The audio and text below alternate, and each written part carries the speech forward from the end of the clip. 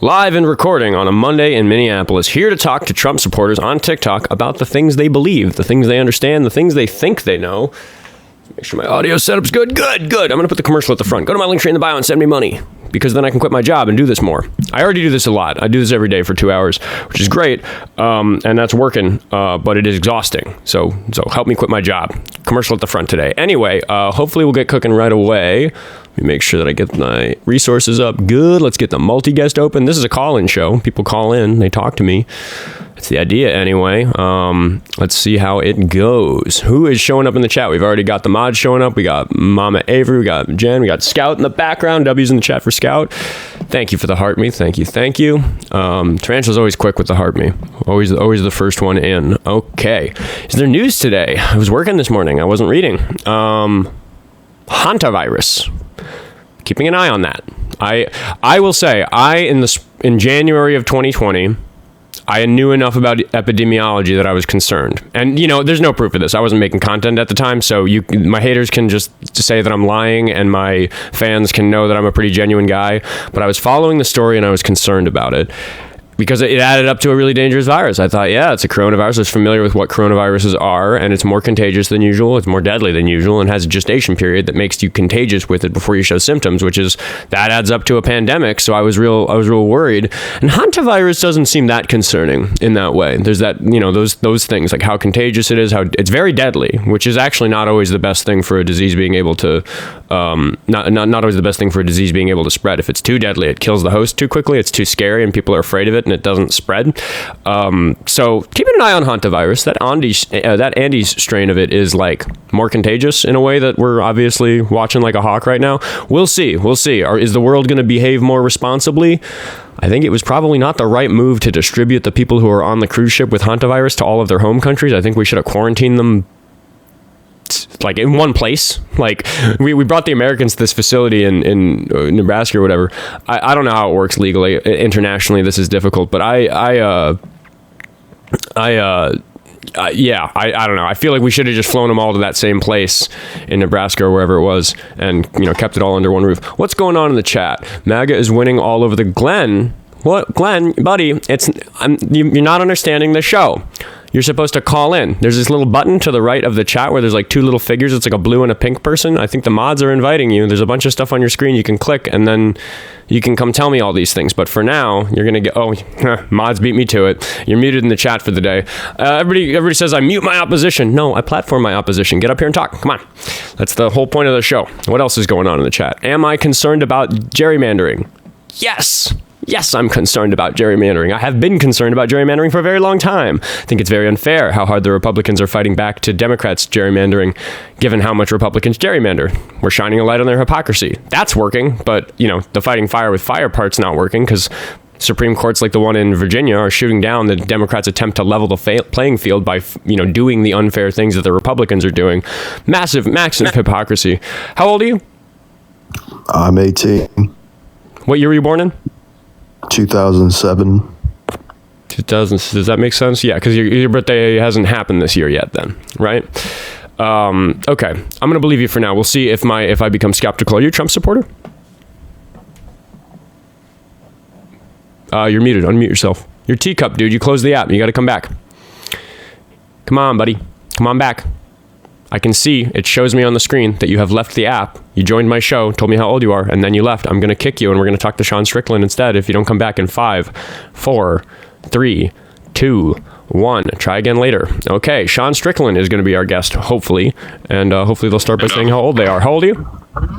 23. Well, I believe 23 in 5 days. I believe you. That sounded genuine. You're a Trump supporter? Yeah. Why on earth? I'm not really. I just wanted to call you a fucking faggot and go get a job. Okay. This is my job. Link tree in the bio. Send me more money so that I get paid better at my job and I get to quit my other job. That'd be great.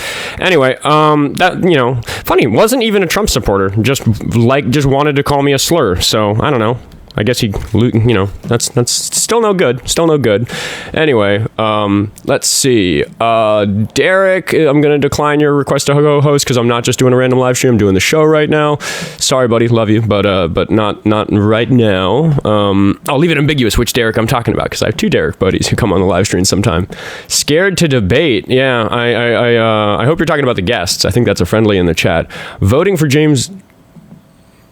What did my live access get suspended for? And we're back. Yep. Let's turn the in-house speakers off. Okay, yeah. TikTok approved my appeal right away. I was only down for like 5 minutes. Yeah, that just happens. I don't know why it thought I said the F slur. The TikTok knows who said it, so the guest can get banned, and then I get restricted, and then I have to kick them. And if it's better for my account if I kick them quickly. Because if I get enough of those flags, it's like bad for the account. So I don't know why they thought it was me, but they fixed it quickly. So we're back rolling. We'll see how quickly I get the viewership back. Because hopefully we can still do the show today. But here we are. We're live again. So now I have to start the whole thing over again and yap for a little while when we get the viewership back. And I think I wear it like a badge of honor, the fact that so many people are trying to get my account banned all the time. The Republicans are very angry about what Oskar Quentin has been up to. And I consider that a great thing. They should be very angry about what I'm doing. I'm making them look real bad. Real bad. I don't know why they call in. Like, fundamentally. It doesn't go well for anybody. Let's see. Darn children skipping summer school. Yeah. Hello, Let the Wookiee in. Good to see you. Who else do we have in here? Let's see. I see Amber. See Anna. Hamtaro. He's actually a caller. I don't remember which one, but he's one of them. How old are you? One of us. All right, come on. Are we talking or what? I remember you. I know. Can you hear me? Yeah, you're already doing a terrible job participating in the show. How old are you? Oh my gosh, I'm 32, young man. Okay, daddy. 32, young man. Okay, daddy. Do you support Trump, daddy? Still do, and forever will support Trump, sir. All right, what do you want to talk about? You've been playing that guitar? At the end of the show, yeah. What do you want to talk about, though? What do you want to talk about Trump? Oh, hell yeah. Oh, my God. Is that a Somali fuck ice flag? It's a Minnesota state flag. Oh, well, Minnesota state flag doesn't have fuck ice on it, let's be honest. I didn't do it. Somebody did deface it by putting fuck ice on it, correct? Okay, that's crazy, man. Okay.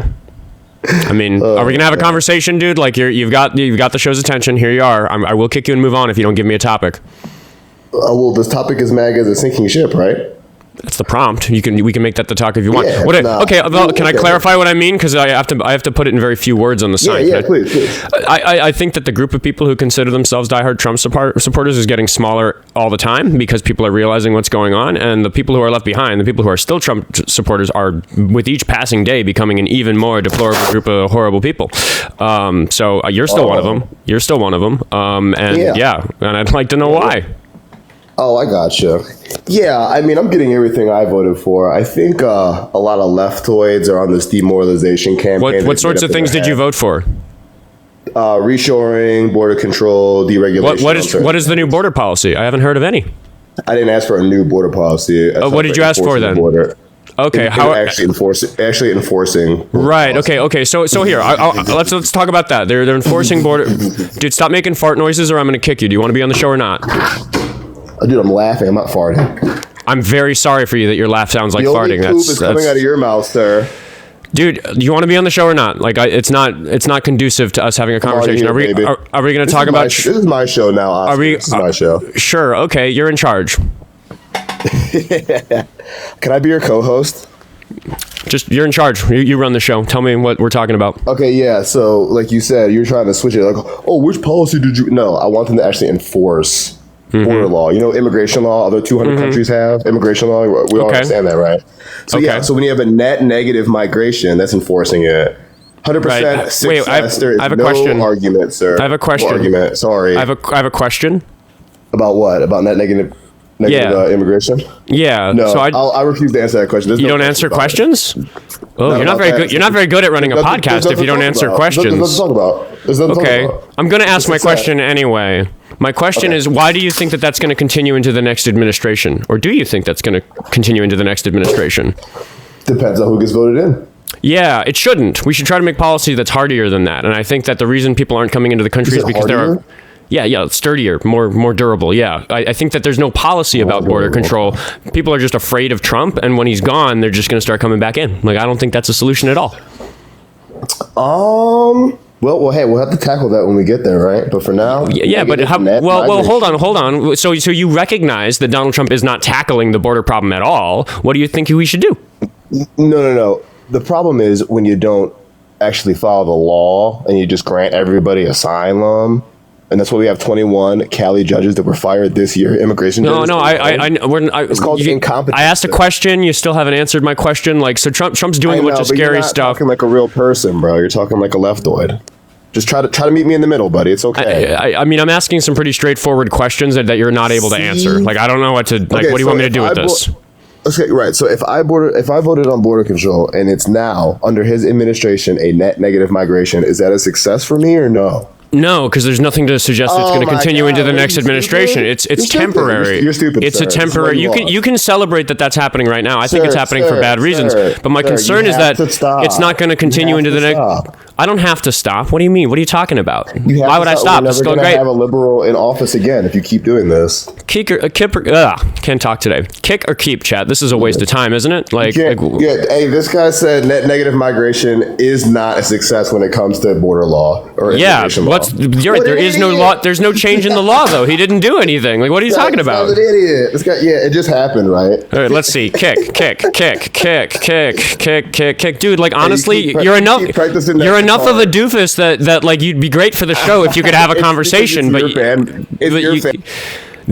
fan base wants to see me cook doofuses just like you, Hamtaro, but you need to be able to have a conversation. So, like, it's not like nobody wants to listen to your stream of consciousness. They want to listen to my stream of consciousness because my stream of consciousness is interesting. Yours is not. That's why you need to answer my questions. We're going to follow my train of thought and get information from you. That's how the show works. We're going to talk to Milky Kate, 4-piece and cake.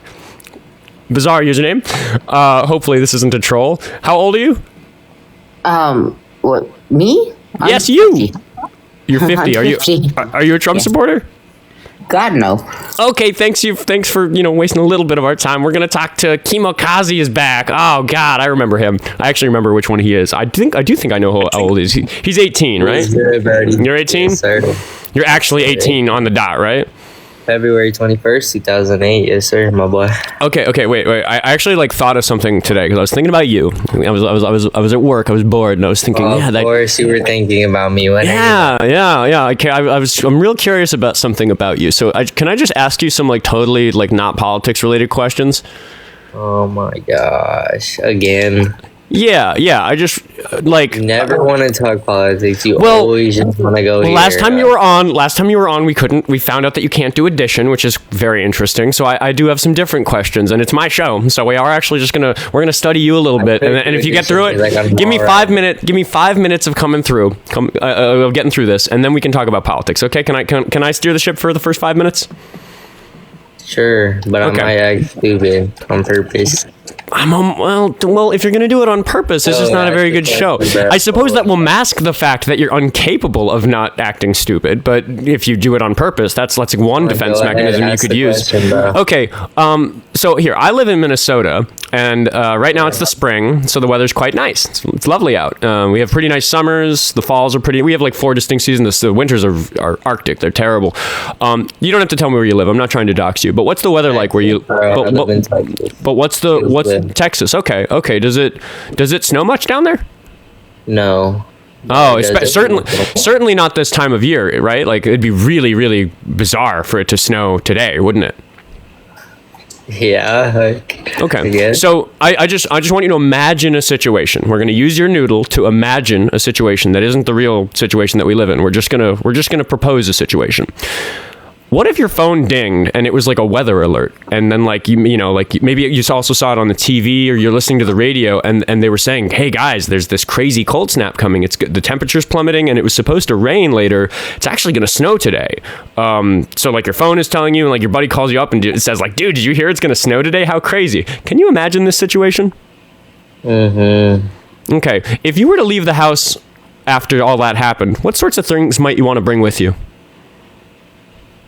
What things would I might want to bring with me? Well, my family, my sister, my parents. No, just like if you want to go to the store because you're hungry and you want a hot dog, so you're gonna go buy a hot dog at the store. Like, what might you bring with you that you wouldn't normally bring if you go to the store to buy a hot dog?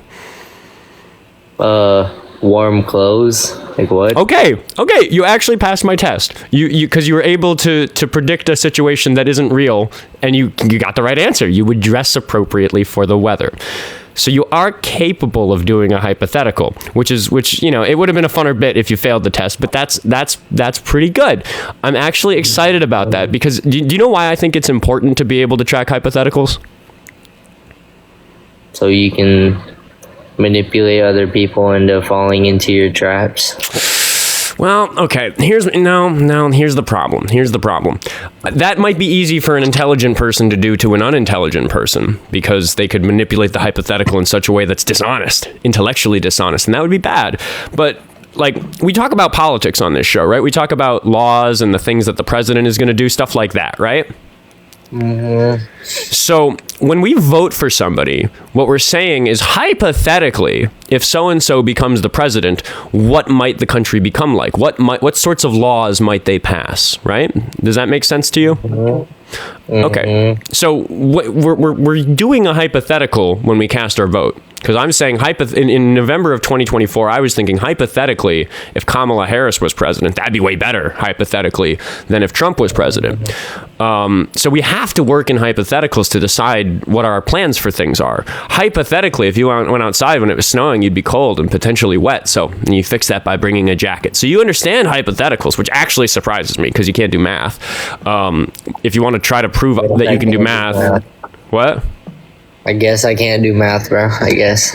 I mean, yeah, that was demonstrated pretty thoroughly the other day when you called in. So, okay, I just wanted to get through some of that. Do you recognize that the ability to decide that you should bring the jacket outside because it's snowing is a similar thing to having to decide what the world's going to be like if we vote for the president? Are we going to debate or what, bro? I'm just trying to make sure your brain works so that we can debate, because I've talked to you before, and I know that you can't do basic addition, which is going to be a restriction on us talking about things. I can't tell you numbers, you know? I can't do addition, I guess, bro. I guess. Okay, what's 27 plus 38? 27 plus 38. That is literally the most simple question. 65, boy. You did get it right? Yeah, you did, actually. Okay.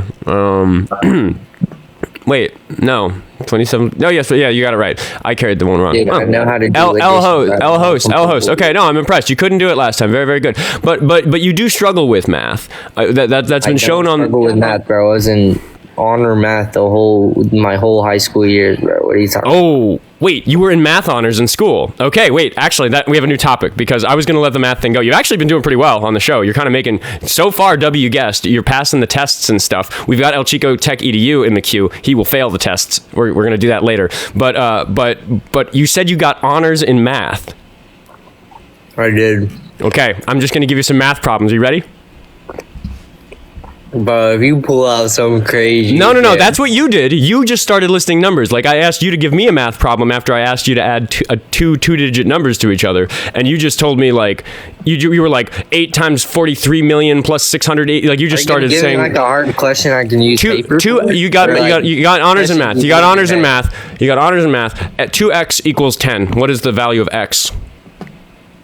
What? You say that? 2x... equals 10. What is the value of x? 1. I don't think you got honors in math, buddy.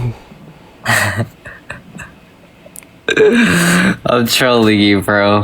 All right. I mean, again, like, all right, we can move on to a topic if you're just going to refuse to participate in this little bit that I'm doing. But again, if you just refuse to try to know what you're doing, questions, bro.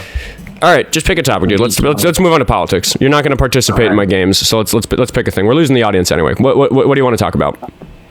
We're actually gaining an audience because I'm here, but I guess. Great. Okay, dude. Pick a topic, or I'm just going to move on to el.chico.tech.edu. I guess it's a sinking ship. No, it isn't. Well, it's dwindling. Support is smaller, and I think it's a doomed movement. I think people are realizing it's really bad what Trump is doing. So it's a pretty broad statement, but it's not really actually a very specific argument. It's just my general impression. Doing so bad, dude. Not following the Constitution. I think that's the big one. Dude, A lot of bad things he's doing are bad because they're examples of him not following the Constitution. So if I have to give one reason, just one singular thing, it's that he's not following the Constitution, and that's really, really bad. Ooh, okay. Maybe let's check if you understand if that's important. You know the three branches of the government, right? We've talked about those before. What are they again? Yeah, we'll talk about them about every time ready. Yeah. What are they? Just remind the audience. Executive, judicial, legislative. Which one does the president work at? Which one does the president work at? Legislative. Okay, that's not true. Again, you should really just like Executive. Google. Okay, you got it right. I also, by the way, know that you're stalling when you restate the question because you don't have echolalia normally. You don't restate the question when you Dude, do know I'm the like answer. I'm mid gaming while talking to you, bro. Like, give me a break. No, dude, like you're an entertaining guest, but I'm gonna kick you for not giving me because you have so little I'm trying to attention to debate, spare. bro, and you know You have I so give you little that. attention to spare, and you're not even giving me all of it. Like what little cognitive horsepower you have, we need all of it for the show to make sense. So I am gonna kick Alright, you. just come Please. back in like 30. Yeah, come back in 30 minutes when you're done gaming. I'm just not like if we're gonna talk to somebody who struggles that much, I just need all of their attention, or else it's like even more unfair. So we're gonna talk to el.chico.tech.edu, who generally does give us his full attention, and I might try the same thing with him. Forgive me if that's boring. Hello, el.chico.tech. I'm having a pretty good one. Thanks for all the Instagram followers. It's still cruising, dude. You have like 1 million views on my account. How many kids you fed yet? 0? Working on it, dude. Linktree in the bio. Net zero? Yeah. Not Net negative? I mean, what do you want to talk about, El.Chico Tech? If MAGA is a sinking ship, why are Democrats leaving Democrat states? What? If MAGA is a sinking ship, why are Democrats leaving Democrat states? When you say that Democrats are leaving Democrat states, like what are you talking about? Like wait, Yeah, based on source? based on information. So there's this one article that just came out by Unleash Prosperity. They are showing the analytics based on IRS data that Democrats are. What's the title of the article? So it's called "The Biggest Wealth Transfer in U.S. History," May 7th, 2026. Unleash Prosperity. Okay, so first of all, committee to unleashprosperity.com, and then there's an arrow for headlines. Just really Yeah, quick, so- before the other click on day, that. wait, on that. there's a step we, Click on no, it. there's a step we have to do first. Yeah, they have a source on the bottom, the information they use for their graphs, which is the IRS data. Okay, dude, slow down. Okay, What go ahead. is on one? I'm not familiar, so you are the wise one who knows something that I don't. Please tell me what is Unleash Prosperity. What is this website? I don't know. I just looked at their article and I read it and I looked into, and then on the bottom okay. they put sources. So I'm like, oh, I know that source. Oh, wait. Okay. So here's this thing that I do when I'm researching. And when I'm researching and I find an article and it's on a website that I've never heard of, the first thing that I do is I Google the name of that website, which is Unleash Prosperity. And then I don't click anything from that website. I scroll until I find something that's from somebody else. And Google is actually really good at making sure that the first result that isn't that source is somebody checking on that source. So we have a website called SourceWatch that I have heard of before. And they have a website about the committee to Unleash Prosperity. I keep wanting to say posterity. I keep Prosperity. I can't say it either. So we're yeah. Okay. Let's see. What'd you call it again? I kept tool you used? well. So I Googled it. I just Googled Unleash Prosperity. My brain keeps wanting to say posterity anyway, which is a different word. Anyway, so the first result is their website. That makes, obvious, clear sense, right? And then the second result, if we get past all these help links, we got a couple articles from them. There we go. What I do is I go to the first result that isn't actually their website, and it almost, if what you've searched is a website that posts articles, almost always the first thing you'll get is some kind of wiki or general tool that will just give you some general information about what the source is. So we're going to look at that. The Committee to Unleash Prosperity is a Maryland 501c3. That means it's a charity. That means that they're tax exempt and the government recognizes that there's a charity. So far, good sign. What else? Committee it's been tax exempt since 2016. All right, I am just going to say minor red flag. This is a suspicious year to start a charity for doing articles and stuff like that. Lots happened in 2016. I know a little bit of our recent history. Committee to Unleash Prosperity supports supply side economics, complaining supply side is not as defamed by its detractors. Trickle down. Enacting big economic advantages such as tax cuts for the rich while workers get scraps. It is across the board. This is not even very clearly written, I will admit, but it does seem that right away they have a bias towards what they are claiming is not trickle-down economics, but this source is telling me that other people seem to think that they're supporting trickle-down economics. So this is not a source that's trying to tell us the truth. This is not a source that's just trying to educate people. They have a particular agenda, which, the 501c3 status charities in this country are sometimes a little disingenuous in that way, where it's just because it's a state recognized charity doesn't necessarily mean they're up to good work. He's teacupped. He's looking too. That's why the white noise went away. Let's see. The organization also claims there are 5 major factors needed to unleash prosperity and thereby achieve universal opulence: stable money, low flat tax, repeal onerous regulations, low to no tariffs, rein in spending. So this is feeling very like Heritage Foundation-y, like, that's politics over pensions report. Like, I mean, we can dig through this, but news and controversies. In May of 2023, the Committee to Unleash Prosperity released a report titled Politics Over Pensions. What does this say? Co-founder failed bid for Trump's economic advisor. Oh, here we go. Found it. The co-founder of this company of this charity wanted to be Trump's economic advisor, and he failed. So I think I'm done deciding if this is going to be a good source or not, and we don't. Oh, he left. He fucking left. Oh, he got a call. Anyway, yeah, I don't know. All right, he's gone. So like maybe we'll take a look at biggest wealth transfer in U.S. history. Let's just I don't have another caller, so just for a moment, let's see. They have some big scary numbers. They have wow, look at this. Trump states plus $2 billion. Harris states minus $2 billion. What does that even mean? Net AGI gain from interstate migration. What? Like, what are you even talking about? I mean, yeah, the border states. Okay, here we go. Yeah, duh. Texas or Florida is most of it, because that's where like almost like a ton of the illegal immigration. Texas is right behind it. Like, yeah, this makes sense. Anyway, you want to come back? Hold on. Sorry, I'm not even doing a very good job running the show. Yeah, so I mean, again, that's like the sort of metric that makes sense, All right, he's back. So I don't know if you were listening. Were you listening? You got a phone call? Where were you? Yeah, I got a call. My wife called me. But okay. So in regards to this, so as you can see, Florida received an incline in wealth from importation of American citizens into their state, and New York and California and Illinois are losing wealth from taxpayers. So why is it that if Democrat policies are so great, why are they leaving those 3 major metropolitan areas? I don't find it at all surprising that the blue states that have the biggest, most popular cities, where the most industry is, where the most commercial activity is, as the country grows and gets better, red states, which tend to be rural and have smaller cities, there's a bunch of cities in those states that are growing because society is, moving on, where that posterity I kept trying to say, like, that's the sort of thing that's happening in America. So like, yeah, of course people are moving to the Texas Triangle. Of course people are moving to Florida. Well, why? If Democrat policies are so great, why don't they just stay in their Democratic policies are so incredibly good that we've shared the wealth enough with the red states that like it's spreading out a little bit. This is a trend that's like known in what's happening with the growth of cities in America, and it just doesn't have all that. Oh, go ahead. Well, I was just gonna say, like, there's a bunch of complicated economic factors that are involved in like why these sorts of trends happen. You're asserting that it's Democratic policies, and I guess I just want to know why you think that. Why are you jumping to that one thing? There's articles telling you it's that one thing. It says Trump and Harris at the top instead of all the other things that divide these states. So New York, who runs New York? What party runs it?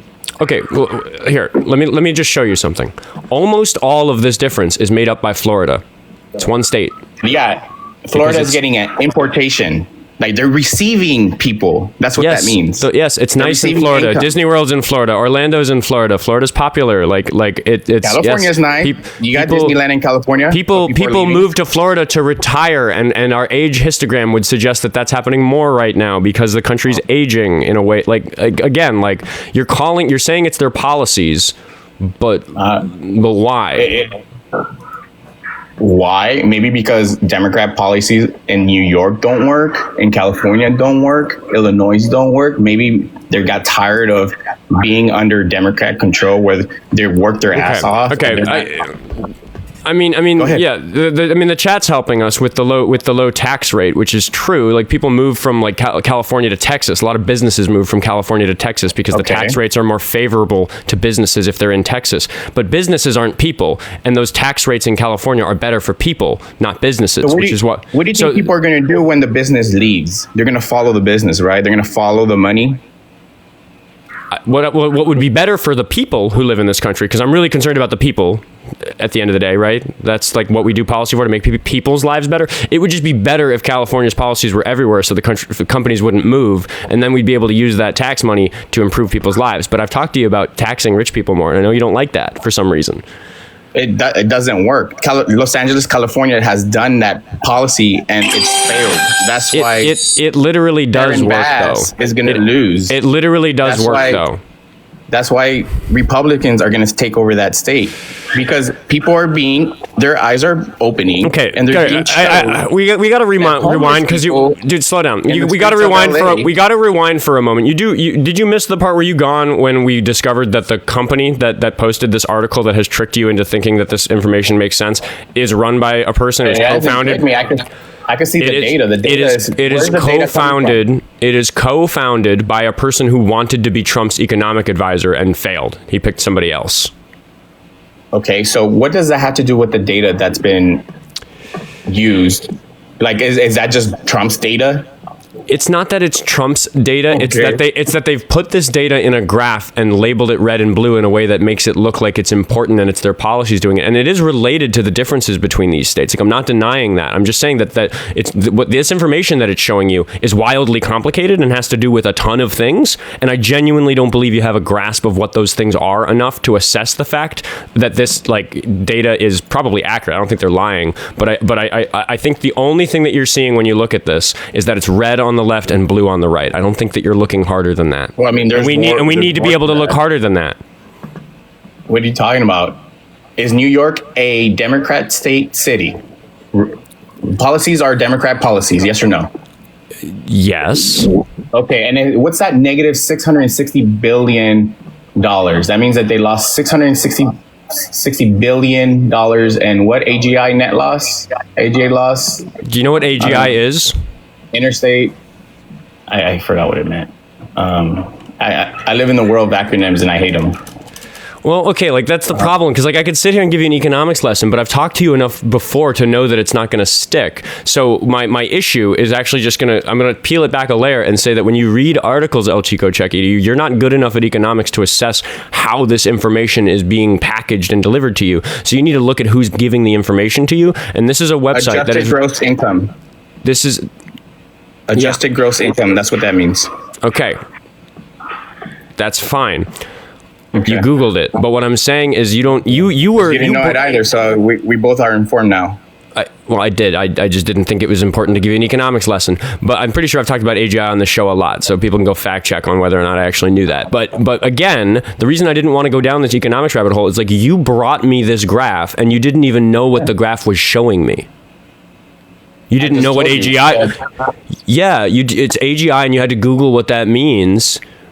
Well, when I looked at AGI, I kind of knew it had to do with... And I also read the report. It had to do with income and how people are leaving the states because they're taking their money from those states to red states, which are better than blue states.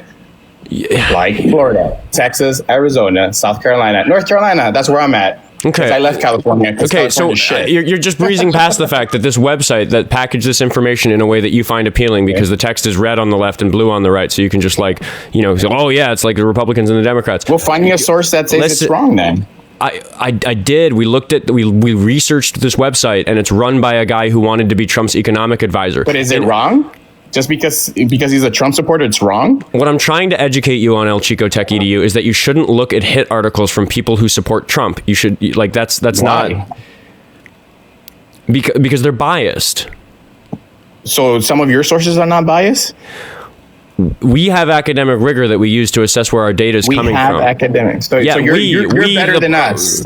I'm saying we humans, like, we have mechanisms. In general, we have mechanisms for assessing whether information is good. So, like, why are you reading this article instead of the source that it came from? Can we find the source that this came from and see if it's an article you can comprehend? Because the problem is that this data comes from something that you don't understand, and they are packaging it in a way that convinces you of something, and you don't even understand what this data means. You didn't know what AGI stands for. It's in the bottom of the chart. It says IRS statistics of income state-to-state migration data from 2012 to 2023. Wow, that's even before Trump. So it's been shit even before Trump. Read that slowly again, and I'm going to Google it, and we're going to go look at that. What's in the bottom of the chart? You have the chart. It's in the bottom. I can't copy and paste it because they made it hard. It's an image, and I can't copy and paste it. So read it again for me. IRS what? IRS statistics of income, comma, state-to-state migration data, comma, 2012 to 2023. 2012 to 2023. Okay. Yeah. And then on the bottom it says party affiliation based on 2024 presidential election results, Associated Press. Hold on, slow down. Okay, so let's see. There we go. So here's the migration data. I've pulled it up. And I know this is like boring for the audience, but like you're just such a regular caller. I just want to do this deep dive with you. So here's the webpage that information came from, according to that. And, ooh, did I find the wrong one? Here we go. No, we want... No, you got to go higher. Yeah, there you go. Yeah, where is it? There's a 2022... Well, this might be a different thing. Are we even able to find this? Okay, so there's 2011 to 2022. Where's the date range that they gave us? I'm having a hard time even finding where the source is, apparently. What did you say it was? It was 2012 to 2023? Yeah. But I think those ones that you're just looking at, I think those are by year or what? This is data by geographic area. I mean, it's just like I can't even I literally am Googling what their source was, and I'm not able to find it. That's deeply suspicious because I'm not able to find the IRS webpage that even shows that date range. That's not the date range that the IRS uses. What was the date range that we're using? I didn't get to see that. Well, it's in the source that you gave me, but again, it's just I looked up what the source was. I looked up what the organization was. Immediately found that it's like literally a person who wanted to be on Trump's administration runs it. I go, okay, I'm not going to listen to these assholes. But then when I go and look at the article, I can see that they're taking complicated data that is difficult to understand, literally painting it red and blue, so somebody like you can look at it and see that these are the red numbers and these are the blue numbers. And then when we try to copy and paste the source at the bottom, I can't copy and paste it because it's an image. I'm like sitting here being like, why isn't this working? And then I have you read it to me so I can put it in Google and go find it. And then when I Google it, I still don't find it. It's not a good source. I mean, that's your opinion, right? I mean, you can download the data from the IRS and make your own graph. I'm trying. Where is it? Well, I mean, they must have downloaded. No. I don't think there's anything. I don't think there's. Here's the problem, el.chico.tech.edu. I don't think there's anything I could have said just now that would have convinced you this is a bad source, where you would not have then come back and said, well, that's your opinion, right? Okay.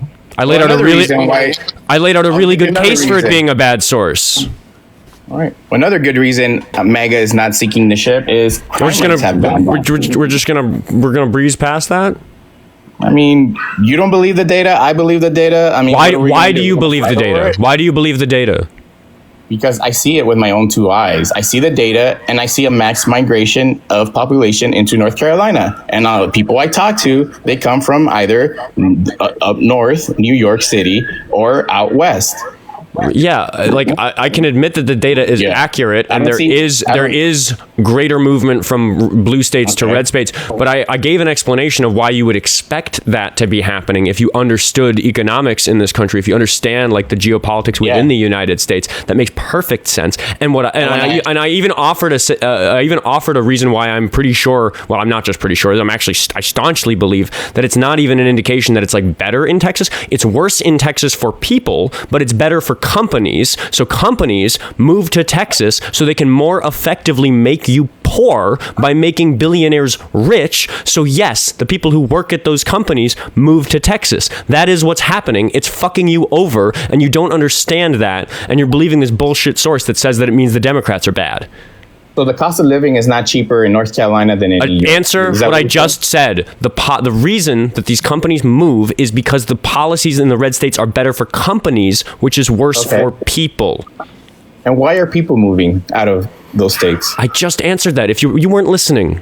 You're not listening, El Chico. Like you close your ears when the information stops confirming your bias. I'm going to say it again because I really want you to understand. The reason a company might move from California to Texas and contribute to this graph is because the policies for taxes in Texas are better for the very small number of people who benefit from the company being bigger and more profitable. The rich people get richer, and they don't have to distribute as much of that wealth to people like you or me. I happen to remember that you thought a $30 hamburger was the most irresponsible financial purchase a person could ever make, even if they're at a concert. Yes, that's evidence that you're poor, is what I was going to say. We're both poor. We don't benefit. Make from good that. choices. I put it in silver instead of buy a hamburger. I'll put it in silver. Dude, we might try the hamburger thing with him again.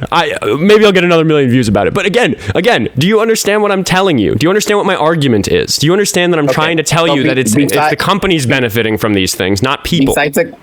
Besides the company monster, why are regular people, American citizens, moving out of those states? Because the company they work for says, hey, we're moving our headquarters to Texas, so now you have to move. That's one example. There's other reasons. It's complicated. I'm just zooming in on one example to try to get you to... I'll tell you, it's very easy. It's not that hard. I answered your question because the people follow the companies that are moving. That's one reason. In my example, I'm zooming in on one. There's more reasons. There are more reasons, but I want you to. I want to know if you understand my example. We're talking about one example, and I can't tell if you understand it because you won't even acknowledge that I said it. No, because there are more reasons. You're just not want to talk about those reasons because we're going to talk about them one at a time. So I want to know if you even understand my argument that a company might move. I understand your argument. Okay, so now let's move. How about do me el.chico.tech, please slow down. Please show my audience how good a listener you are, and just tell them what my argument about California and Texas in that example is. Could you just restate it for us? You're crying about the scary business monster. But I'm explaining to you. I'm not no. Act in good faith, act in good faith, young man. Defend the fact that you come up here and believe in the things that you believe in, and instead of editorializing it, instead of saying that I'm crying, instead of judging me, just literally say what my argument. You said I'm crying. I'm explaining economics to you. Please just tell me what the argument is. You're complaining that small businesses are leaving because they prefer better tax rates. Okay, so why do you think Americans, regular citizens, are leaving as well? I already answered that. Were you listening?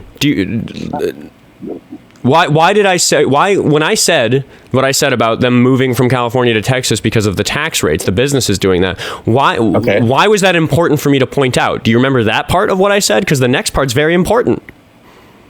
Why are regular citizens, besides the fact that their jobs are leaving, why are they willing to move out of state? We're not done making sure that you understand my position. Because you don't want to say that the policies are crap. That's why. I'm trying to stick to the business factor of the corporations, but that's not the case. Show my audience that your ears and your brain and your mouth work together to have a conversation, and just show them why do I think it's bad that the companies? Why do I think it's not good about Texas that the companies are moving there? It's not a win for Texas. It's not a win for people who live in Texas. It's not. I don't like that. Why is that? Why is it not a win?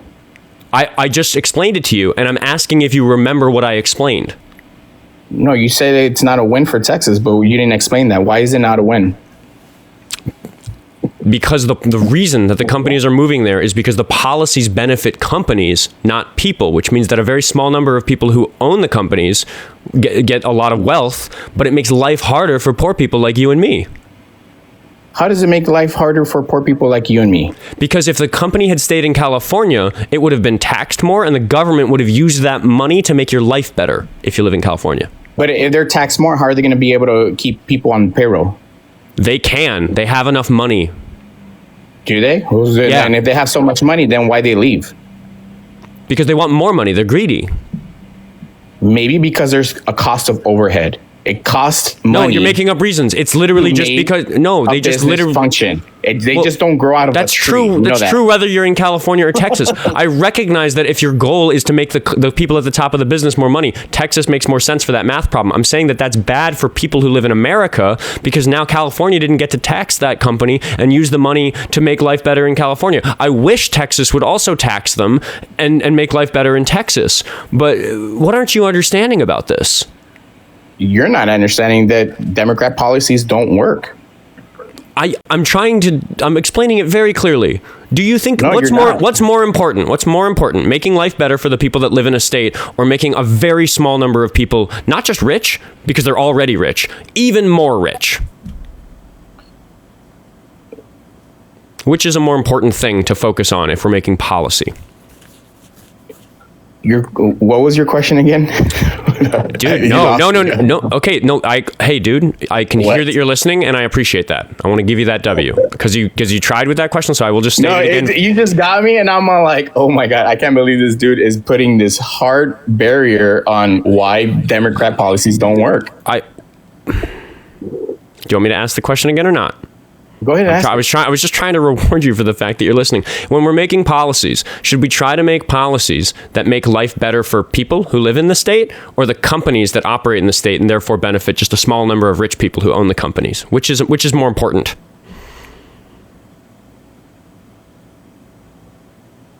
I mean, make policies that benefit everybody all around. Yes. So you should be.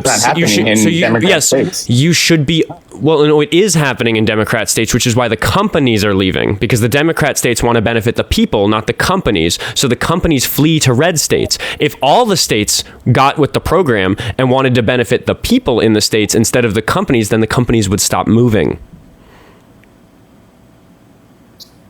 Okay, so all right, so let's just look at LA real quick. LA has one of the biggest tax rates. I think you were listening. I want your feelings about what I just said. Do they not? Does Los Angeles, California have one of the biggest tax rates? I'm not interested in your pivot to something else. We're not talking about that. I want to know how I want the topic. You understood. We're just focusing. No. We're focusing. I refuse. We're not talking about LA. We can talk about LA after we're done with this. LA is garbage. Because LA is garbage. Dude, why are we talking about LA? Do you think it would be better if all of the states had policies that benefited the people instead of the companies, so that the companies would stop moving to the states that are shittier to their residents? So does LA make policies to benefit the people? Tax rates are high in big cities, dude. I'm from New York. It's got nothing to do with my argument. You brought up something irrelevant. It's pretty relevant. It's pretty not important. It's very much not relevant. It doesn't. We don't even need to be talking about California. We could talk about a different hypothetical. All right, let's talk about New York. All right, New York. Are those policies helping anybody? I didn't mean pick a different irrelevant example. I just meant it doesn't matter. It's relevant. It's important. You just don't like that I'm poking holes on your argument. Yes or no? Democrat policies. Yes or no? These aren't holes. You're just bringing up other things. Yes or no? The policies that politicians make should benefit the people who live in the places that they're politicians of, not the companies. Because if they benefit the companies, they're only going to benefit a small number of rich people who own the companies. It should benefit everybody. Okay, companies, so right. That was a big admission from you. Animals, we're on the same page. Cats, dogs. Cats are getting raped in the alleys in LA. Dude, that's misinformation. You're gonna get a flag for that, dude. That's not misinformation. Prove me wrong that that's not happening. Prove me wrong that they're not. We're trying to assess. Dude, listen to yourself. We're trying to assess tax policy, and you're telling me that they rape cats in LA. Like, what is happening in this conversation? They do. They prostitute animals. Dude, okay, we need to drop this topic, or we're gonna get a misinformation flag. Seriously, it's facts. Let's go back to tax policy. Can we please go back to tax policy? Okay. Why? Because you're agreeing with me that Democrat policies have drove this country to the ground. No, I'm saying that Democratic policies make life better for people and Republican policies make life better for corporations, which doesn't even make sense because corporations aren't alive. They don't have lives to make better. They do have some rich people that own them, and their lives actually don't get better because they're already rich. And there's a lot of data about how once you have a big pile of money, you don't need any more to get more happy. So they're literally just taking that money to increase the score that they're getting in this fucked up game of capitalism that they're trying to win at the expense of almost everybody else, including and especially poor people like you and me. Why'd you leave New York? High cost of living. Thank So you. I moved to a blue state that had a higher human development index. It's better. I moved to Minnesota, dude. What the hell is in Minnesota? What do you have in Minnesota? 10,000 lakes, dude. I love fishing. I love nature. Yeah, I mean that's good. I like fishing. I love camping. That's I love good. canoeing. Yeah. I love that I can pick a direction and drive for an hour and find myself somewhere I've never been before and have. Because you left New York. You just said that it was too expensive. Yeah, Why it's too is expensive. New York too expensive? Why is it too expensive? Because the rich people who live there are fucking it up in the same way that dude, like Mamdani's working on it, but Mamdani is working on it. Yeah, like, what happened to the free market? And the free market causes like poor people to suffer in such an immense way that we have created some restrictions to prevent that suffering. Yeah, where's that free market at? All right. So because you're moving on to other things, can I propose a change of topic? Hey, come on, just give me that win, dude. What a win? What are you talking about? You left New York because of Democrat policies. I moved to Minnesota. Yeah, you left it because it was too expensive. If it wasn't too expensive, you would have stayed. Well, no, I don't want to live in a city that big. I enjoy nature. Like it's really important that I can go camping and stuff. And it's hard to do that if you live in New York. It's hard to have a car. I just prefer to live in Minneapolis than New York. They're both blue places. What are you talking about? So you left one more expensive state to another. Now I'm pretty sure Minnesota's starting to get pretty costly, isn't it? Yeah, cost of living's going up everywhere. Yeah. Yeah. I wonder why. Because of fucking Trump at the moment. I mean, like, you seriously just ask that? My cost of living in North Carolina has been stagnant. I haven't seen any major influxes or defluxes. It's just been stagnant. I'm guessing you don't drive a car then, do you? I do. I have 2 trucks and a minivan. Of course you have 2 trucks and a minivan, and you're not going to go to a concert and buy a $30 hamburger. Oh my God, you're doomed to be poor forever. Anyway, man, my your gas hasn't gotten more. Your gas hasn't gotten more expensive. I mean, not hasn't reached the all-time high of Biden's, but that wasn't my question. I also think that it has, but dude, it's so impossible to talk to you. Can I ask you? Can we switch topics? I want to play the game. I want to examine your brain a little bit more. I'm just going to do the same game I played with the other guy. What's Carolina, right? It'd be bizarre for it to snow today, wouldn't it? It'd be like very unlikely, right? It's raining, right? It's raining right now. Okay. So here's what we're going to imagine. Here's what we're going to imagine. That you get a notification on your phone that there's a snowstorm coming which some crazy weather event is happening, unprecedented. It's going to snow later. This rain is going to turn to snow. Can you understand the hypothetical I've given? Yeah. What kind of plans might you make given that it's going to snow a foot tonight? What kind of plans am I going to make? It's going to snow a foot, 1 foot? Yeah, 1 foot. It's going to be a big snowstorm. I already have my emergency stuff ready because you never know when an emergency happens. Okay. So I'm already prepared. Okay, that's good. It's good. I'm not saying it's necessarily going to be an emergency, but like, what might you have to do? Fuel. I have a cache of fuel. Yeah, I have caches. Good. That's great. But like, are you going to have to shovel the driveway? I mean, not really. If it snows a foot, you're not going to have to shovel the driveway? No. I mean, why would you? So that you can drive your trucks? Are we going to get continued snow or is it just snowed a foot? Because a foot is not a lot. You're supposed to plow your driveway when it snows, right? Where you live, you gotta snow shovel the sidewalk for the mailman, right? Well, we don't have sidewalks in my neighborhood. Okay. My mailman drives the mail to each box. We live in a different area. You understand that, right? We don't get a foot of snow here in North Carolina. There it is. There it is. There it is. The whole time you couldn't understand that it's going to snow because in reality it's not going to, and you know that. So you're sitting here like, what is this guy talking about? But I'm asking you to pretend that it's going to snow. But is 1 foot of snow a lot? It depends on the type of snow, is my opinion as a Minnesotan. It depends on what time of year it is. It depends on what the temperature is. It depends if it's going to be warm or cold tomorrow, because snow isn't as big a deal if it's going to be warm the next day. I have complicated opinions about snow, but okay. Let me change your snow, okay, and then I'll give you a better answer. So if we were to, you always have to change it before you give me the answer. I don't want to change it. No, you have to, because if you would change it to rain, rain is an issue here in North Carolina. If we get 1 foot of rain, then that's serious. So I will say, hey, I need to get right. Okay. Imagine this. Imagine this. It's going to be 5 feet of snow over the next 48 hours. Okay, that's a lot different. Then I'll go get a fucking snow shovel. Yeah, you're gonna get a snow shovel. Okay. I won't need to do much of movement because I have pretty much all my stuff in my own home and my different properties. So I'll be okay. All right. I'm actually going to ask you the San Quentin question. Did you eat breakfast today, el.chico.tech.edu? I do intermittent fasting, so I don't eat until like after today. Have you? So you didn't eat breakfast this morning? No. Yeah, I do fasting. Okay. Can you imagine how you would feel if you had eaten breakfast this morning? Like sluggish. Sluggish? Why would you feel sluggish if you ate breakfast this morning? Yeah, I don't know. Ever since I've been like growing up, like if I eat breakfast, I always get like sleepy, sluggish. So that's why I do fasting. I don't eat until like in the afternoon, like evening time. Okay, but you can imagine feeling sluggish if you did have breakfast this morning, which you didn't. Right. And you don't feel sluggish right now. Because you didn't eat breakfast. Okay. So you passed like the basic test. You can do like a hypothetical. Why are you so stuck on the fact that it's not actually going to snow where you live? Because I'm asking you to pretend that it is.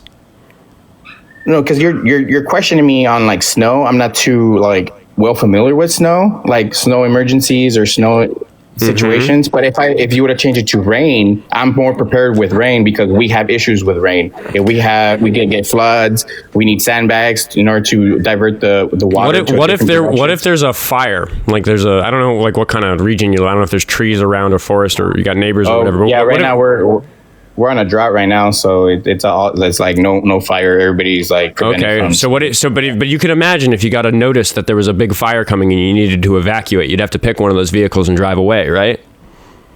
Yeah.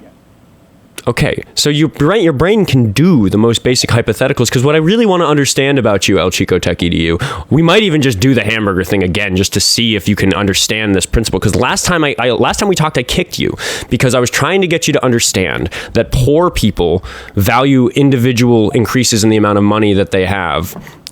Dude, chill it with the spam in the chat. I don't care that it's not actually. Well, why do you call them poor people? Like, isn't it just people in general? Okay, it is. Well, no, that's the difference. It's that it's different for rich people and poor people. We're gonna do this. We're gonna go down this rabbit hole again. Yes, it is, and I'd like to try to explain it to you again. Can we try this one again? Go ahead. Okay, so. I want you to think about how valuable a $100 bill is. You can picture a $100 bill. You can probably like imagine how excited you would be if you found one on the sidewalk. Mm-hmm. Right? Okay. Yeah. Is Elon Musk excited if he finds $100 on the sidewalk? Yeah, it's $100. Is $100 better than $0? It's because you don't value certain things a certain way. You just think because Elon Musk is rich, he doesn't value money. No, he does value money. Okay. Hold on.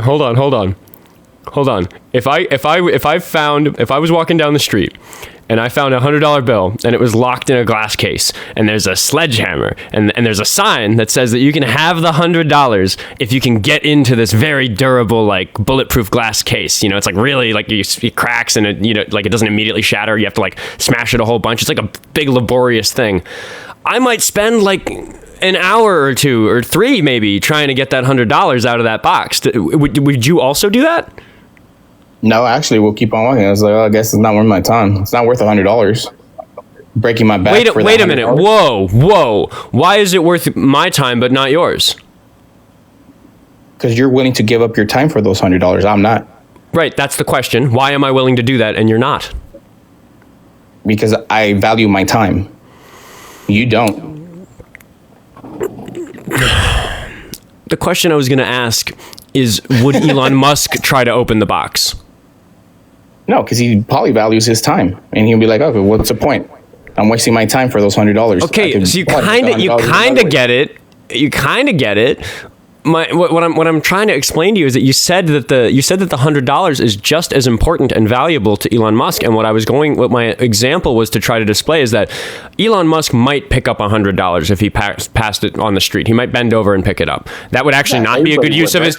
That would actually not be a good, right? Because it's simple, right? It's just you just reach down, pick it up. Technically speaking, he's so wealthy that it's actually not worth his time to pick up the $100 bill. But he might because it's just a $100 bill sitting on the side. Where he might put it because you know him so well. I don't know. I don't know if he would. I'm saying he might pick it up. He's less likely to pick it up than I am. I'm definitely going to pick it up. My point is, how do you not understand that if like you or me found $100, that'd be like, oh sweet, I found $100 today. Whereas like Elon Musk would wipe his ass with a $100 bill if he didn't have toilet paper, and I would use my sock. He would prefer to not be missing a sock for the rest of the day, so he would wipe his ass with a $100 bill if he was out of toilet paper. I wouldn't. I would sacrifice the sock because I'm poor, and the $100 means more to me. I mean, that's just your perception of what value is.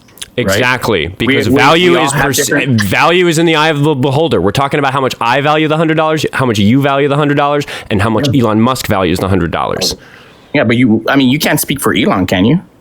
We don't. We could arbitrarily invent a person, give them $1 trillion, and then try to hypothesize about how much time they would spend trying to break a $100 bill out of a glass box. And I don't think it's very much if you have $1 trillion. I don't think. How much time would you spend to try to get those $100 out of that box? I have to for what my time's worth, about 3 hours. About 3 hours. So you'll call it at 3 hours? Yeah, I mean, I might. It like it depends. It depends on how exhausted I get trying. Like I do physical labor for money pretty often. If you're working for if you got fired for those 3 hours because you showed up late, would you kept on doing what you were doing? Why do you always just like bring in all this other shit? Like what the fuck is like? I'm trying to get you to understand. Let's talk about the ass wiping thing.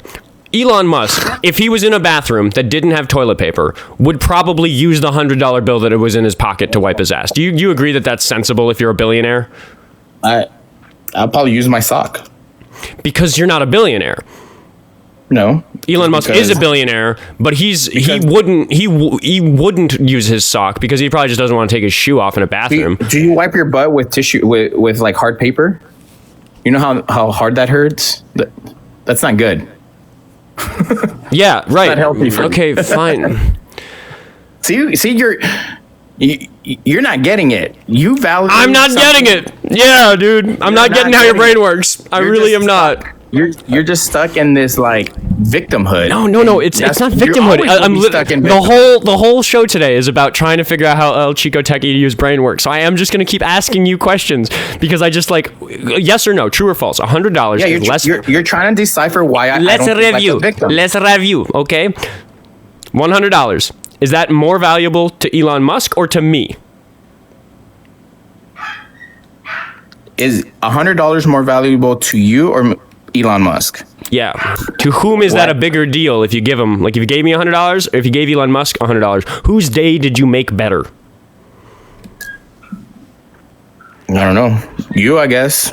Why me? You're correct. Why me? Because you value $100 more than anybody. Me personally? I mean, do you? I mean, I don't know. I don't know Elon Musk. I know you. I've spoken to you. I can't speak for Elon Musk.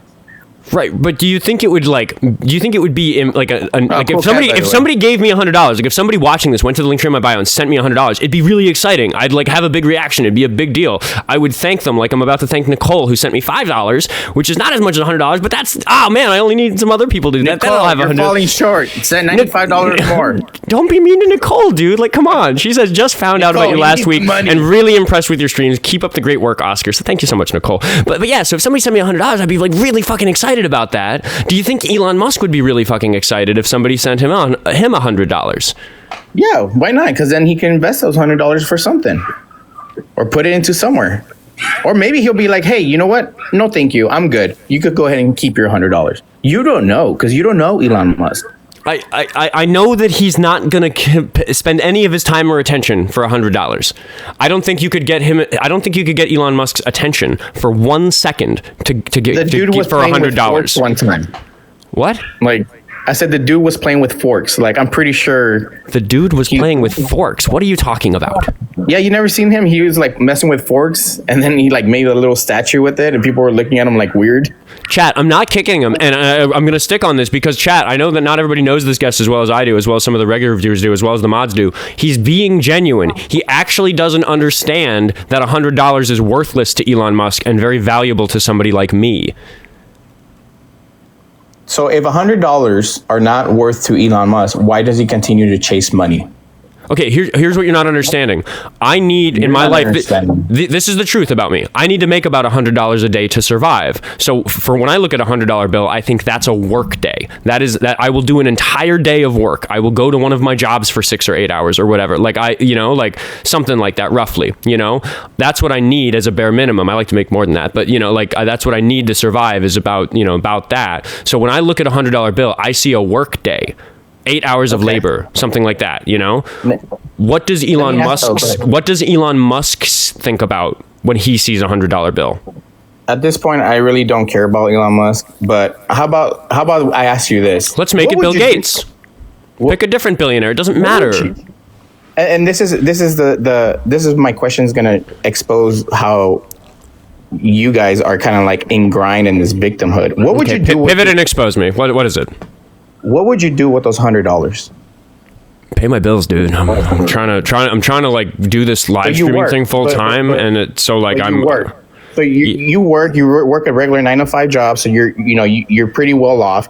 But you find $100. What are you gonna do with those $100? I have goals for like my life being better financially, and I would just insert it as a come up in those goals because there's nothing like I wish I could buy a better webcam, but I'm not reinvesting right now, and I need to make more money doing this so I can do it full time. Would you spend it? My question is, would you invest it or spend it? Right now, I still just need to expend the money I get on cost of living. I can invest if I make more.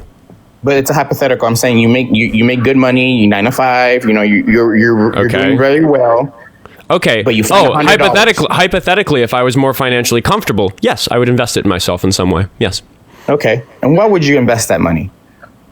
So that hypothetical version of me would be saving up for a new guitar. Okay. I need a new acoustic guitar. My acoustic guitar is really shitty. I mean, realistically, again, if we want to talk about me that is more comfortable, webcam is next. This webcam sucks. I've had it for like 15 years. Yeah, go buy a webcam. You're buying a webcam to what? To invest into your business, right? Yeah, because if I get a better webcam, my videos will do better on social media because people will see them and they'll look more professional, and then I'll get more donations. That's investment. Yeah, so specifically webcam. You'll get more revenue and grow, right? Yeah. What makes you think Elon Musk won't do the same thing with those $100? It's that the amount of time that it takes for him to make $100 is so small that he's not going to go out of his way for an extra $100. He's actually just going to spend his time working on investing the money he already has. That's a better use of his time than chasing $100. It's like you guys are like always like the rich people scary monster type of el.chico.tech.edu. Here, I have an offer for you. It's a fake offer, so don't come at me if I don't follow through on this promise. But I'd like. I have about an hour's worth of work I need you to do. I need to get, I don't know, what is it? I got a storage unit that needs emptying. We're going to fill a dumpster. It's a little bit of work, but I need like an hour of your time. I'll pay you $100. Okay? Would you say yes to that?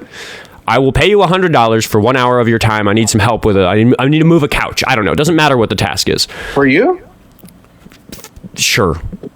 Yeah, I'll do it for free. I'll give you a hand, man. I don't want you to do it for free. I'm offering to pay you $100.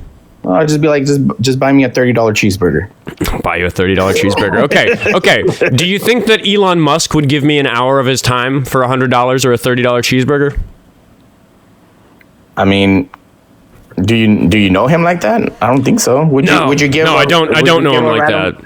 Would you give a random person that time? Well, If so you didn't know that? yes, I would. If I do often do like handyman type gig work. So often a stranger will give me $100 for sometimes just 1 hour of my time if I solve a big problem for them. Maybe they also want me to disappear the couch, bring it to the junkyard or something. So like, yes, I will give a stranger an hour of my time for $100 because I'm broke. Would Elon Musk do that? I don't know. Like I said, I can't speak for. No, I'm sorry. I was looking at something. I'm sorry. I can't speak for Elon Musk. I can't say that. Like, I don't know him. I know you. I'll help you out if you need help. You're willing to help random people out. That's good for you.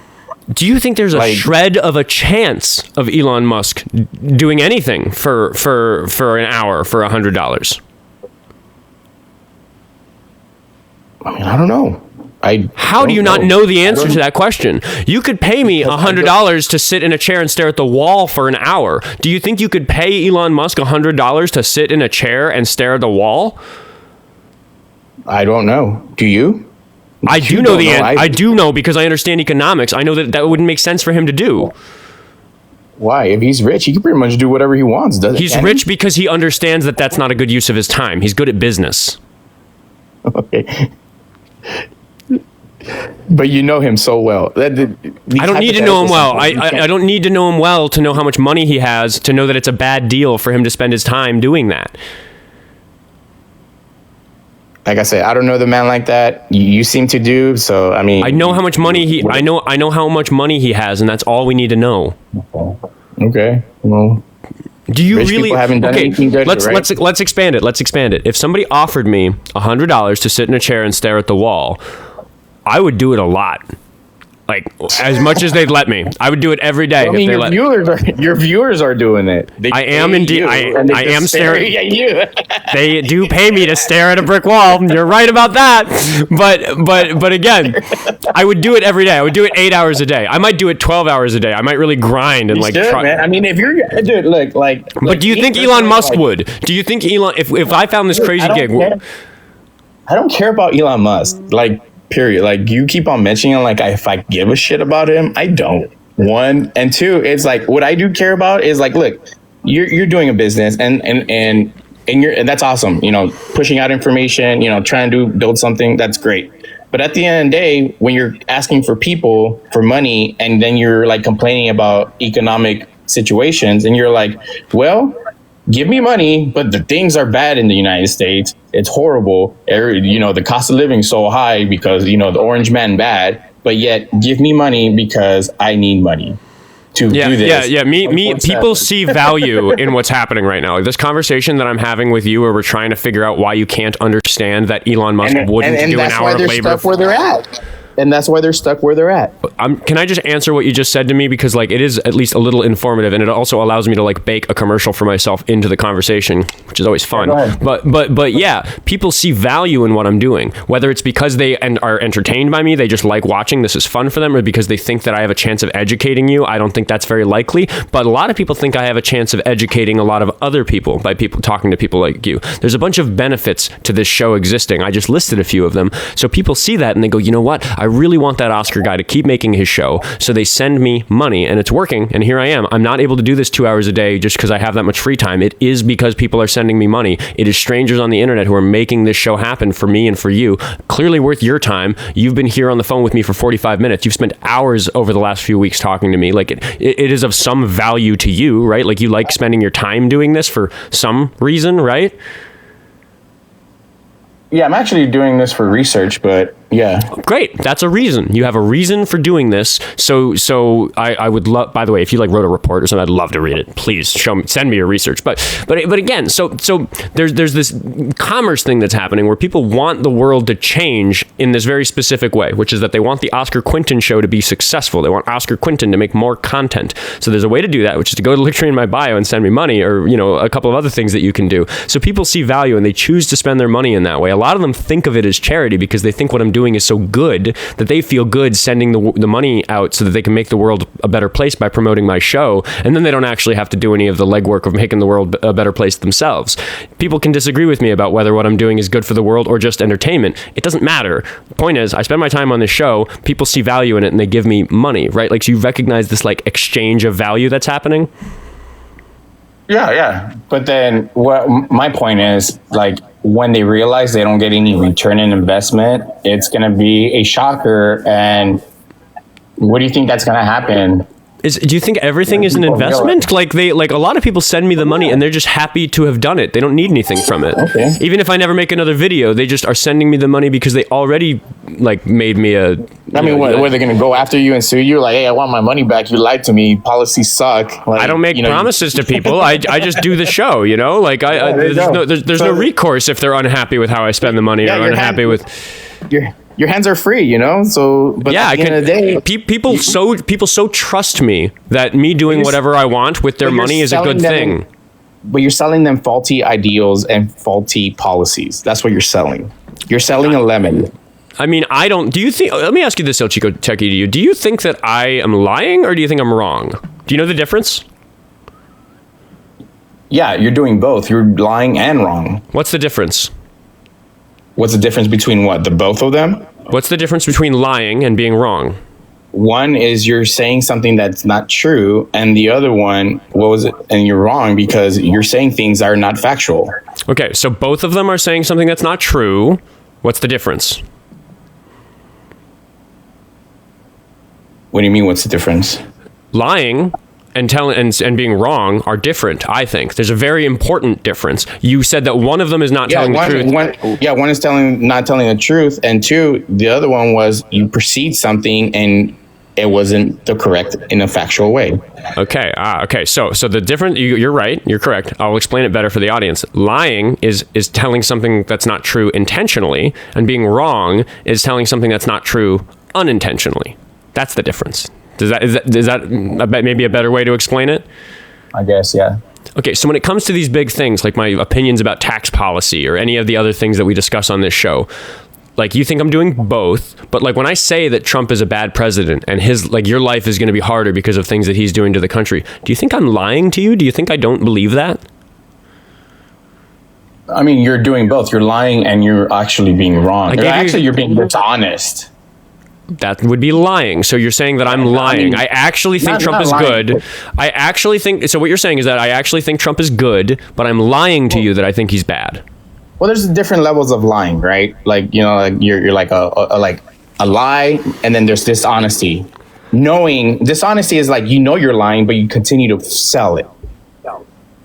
Now you're changing the definitions that we just established. But again, here's a claim: Trump, real bad. Don't like that Trump.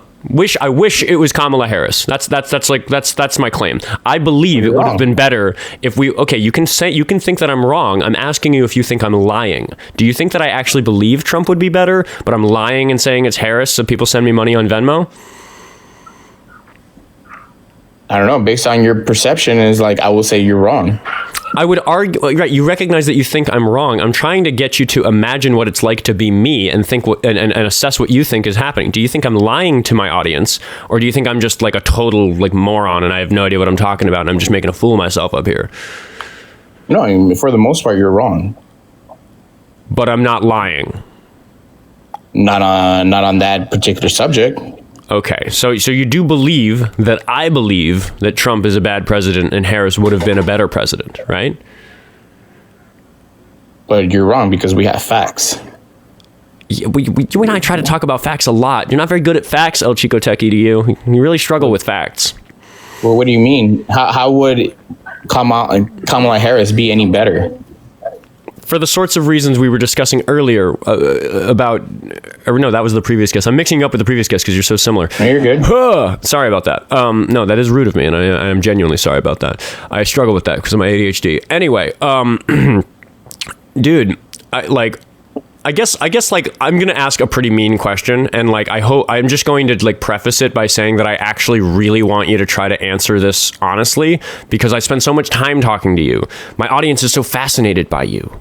the viewer, I have never gotten so many followers from views on the video that I have of you that's blowing up right now. And that's good, and I'm glad I'm helping. But eventually they'll wake up and they'll realize, holy shit! I appreciate that you're excited for me, but I really just so I'm going to ask this question: do you think you're a smart guy?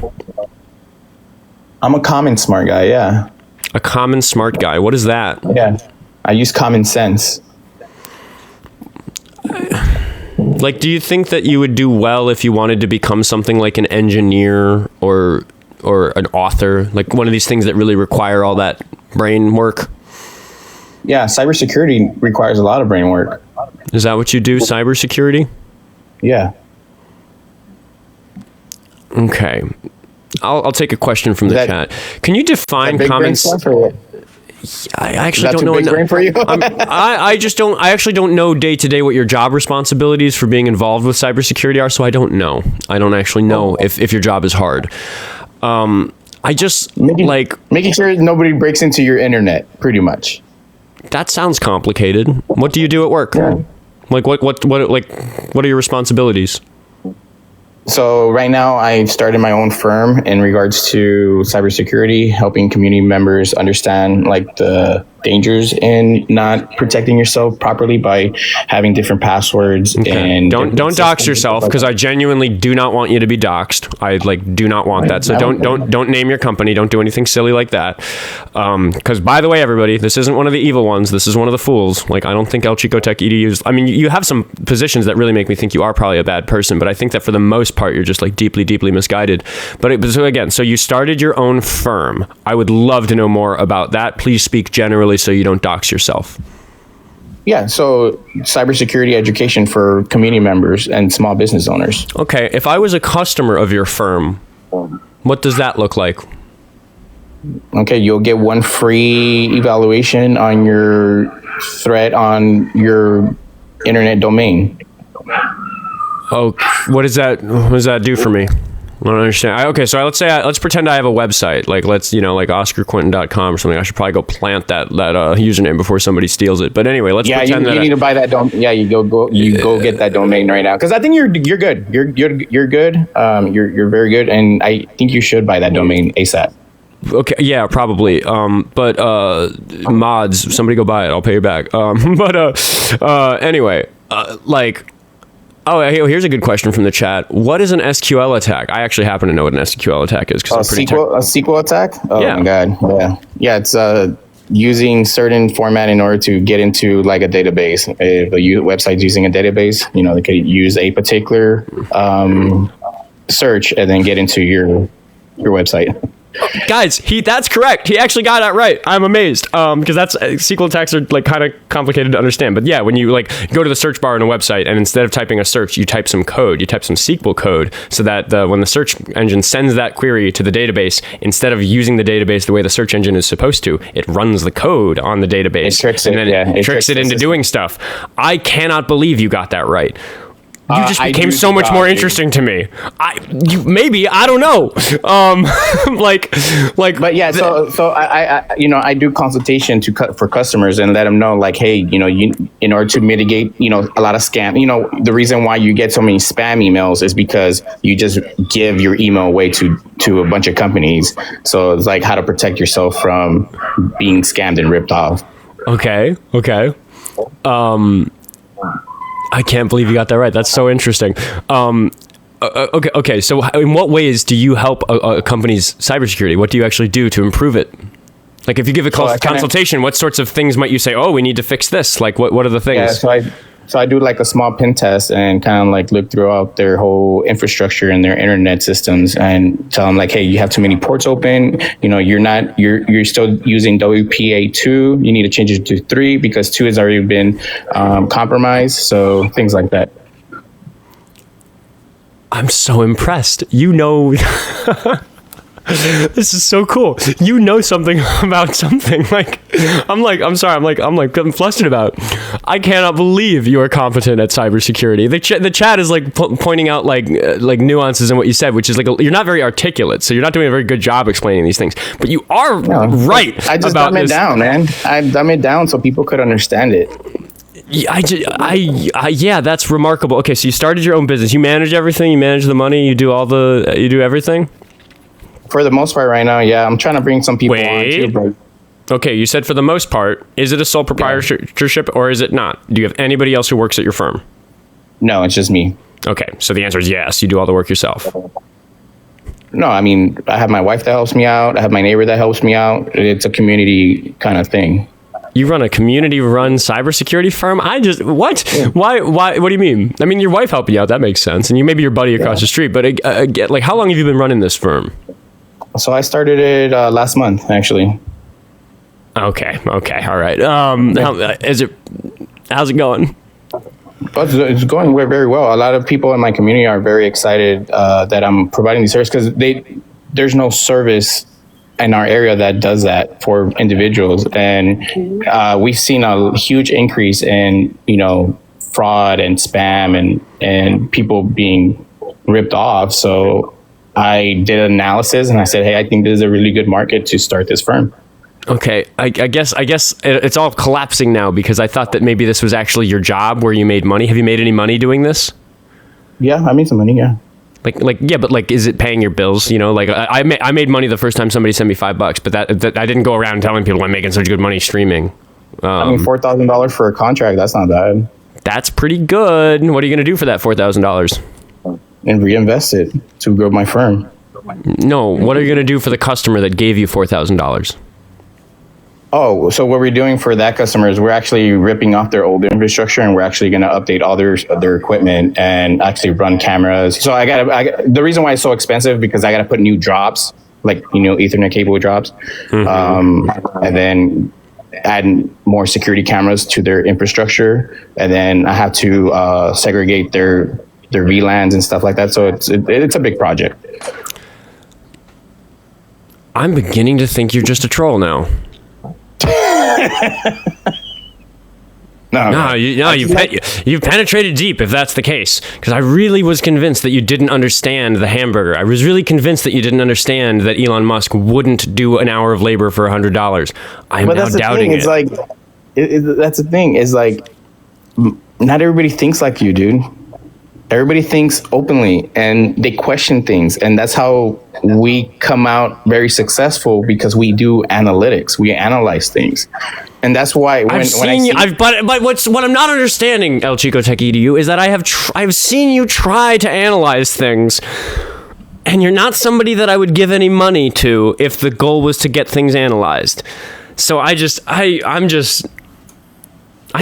don't like with my analytics and my answer because it contradicts yours. Ooh. Wait. This is out of left field. This is out of left field, but this is a question from the chat I actually want to answer. Do you have an internal monologue? Can you hear a voice in your head?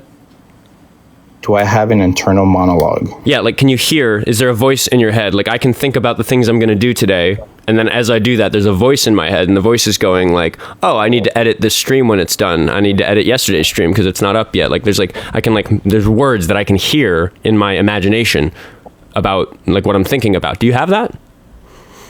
I mean, doesn't everybody talk to themselves?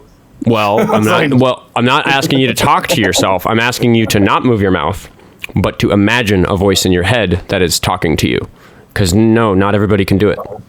Like, you're talking about like the internal thought process? Yeah, everybody does it. And if you don't, you're stupid. It's the internal monologue, and not everybody does it. And those who don't, yes, are stupid. But they're not successful. But I mean, like, I also I do thought process, but I like lists. Lists. Can you hear it?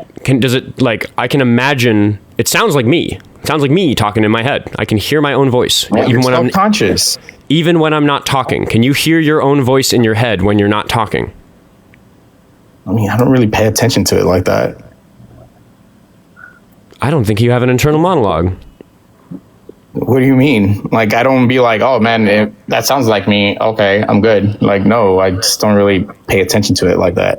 Yeah, because I think that you just operate in like feelings, and like I think what you really lack is critical people reasoning. People ask me like, hey, when you think, do you think in Spanish or in English? I'm like, dude, I think in English. Like, that's a stupid question. No, that's not a stupid question, because if you like, for example, I got good enough at German that I can think in German if I really try. I'm rusty now, so it's very hard now. But like, there was a time where I could think in a different language when I was younger. But the fact that you think it's a silly question suggests to me that that's not what's going on in your head. Well, it is a silly question, because when I did for Spanish, I did interpret sometimes in the military, and it's exhausting to be able to translate English and Spanish. Like, you get mental fatigue translating. So it's like, no, I don't, because my primary language is English, and I don't like speaking in Spanish, I guess. Okay. I mean, I love that you can't handle it. I'm just distracted by the fact that you can't handle the truth thinks that you're cooking me. And we're not even talking about anything. We're just like analyzing you because you're so fascinating. Do you recognize, like, I guess, again, I'm just like so stuck on the fact that like you might just be trolling, but like people find it very fascinating that you can't understand that Elon Musk wouldn't do an hour of work for $100. Do you still think he would? I don't know Elon Musk like that. It's like you say, like, it's like me saying that you're gonna do something ridiculous, and just because I know something about you, it makes it a fact. I just can't imagine. I just can't imagine why you think he would do that. Why you think I sure, maybe for some made up reason he wants to or whatever, but like he probably wouldn't do that, right? So are you saying that Elon Musk has no good heart in him? I'm saying that he's a good enough businessman that he knows it's not worth his time, not worth an hour of his time to make $100. Like you don't think Elon Musk shits like you do? Yeah, and what does that have to do with whether or not he'd work for an hour for $100? Because you shit the same way as Elon does. So you don't know anything about Elon. So I don't understand why it's like... Apparently you do. Like, so stuck with this. Yeah, he shits like I do because he has a fucking anus. Like, just like you. Like, why is that where you go when I ask if he would work for $100 for an hour? Well, I work for $100 for an hour. If it makes me happy, yeah. But if my life is miserable for those $100, no. Right, but we're talking about Elon Musk. Would Elon Musk work for $100 for an hour? I don't know. I do. He wouldn't, because his time is way more valuable than that. The guy makes like $100 every like eighth of a second or something. Elon Musk more than it's not anybody. about knowing him personally. Okay, like even if you don't know what he's actually going to do. All right, I'm going to move on because I know the chat's getting tired. Yeah. We'll talk. We'll talk again in the hey. future, I'm sure. Thank you. Thanks for all the Instagram followers. Sorry, everybody. I totally tanked today's show by going down that rabbit hole. I keep listening to the lives again and then like thinking like, oh my god, like how do these people's brains work? And I just like. We're gonna see if You Can't Handle the Truth is even a serious caller, but like, sorry, that was for me. I wasn't even for the success of the show and the brand. Like that one. I just wanted to do that. You Can't Handle the Truth. Please stay quiet for a moment because I have somebody to thank. I have Horse to thank for being a first-time donor and sent to prove guests wrong. Kindness, yeah, thank you. I should have read it out while he was on the line, but yeah, I'm not gonna feed hungry kids with the money. I'm gonna pay my bills with it, and maybe we can build a media enterprise around me and feed lots of hungry kids someday. Thank you for the $2. It means a lot. You Can't Handle the Truth. How old are you? 39. Okay. You got big feelings in that chat. What do you want to talk about?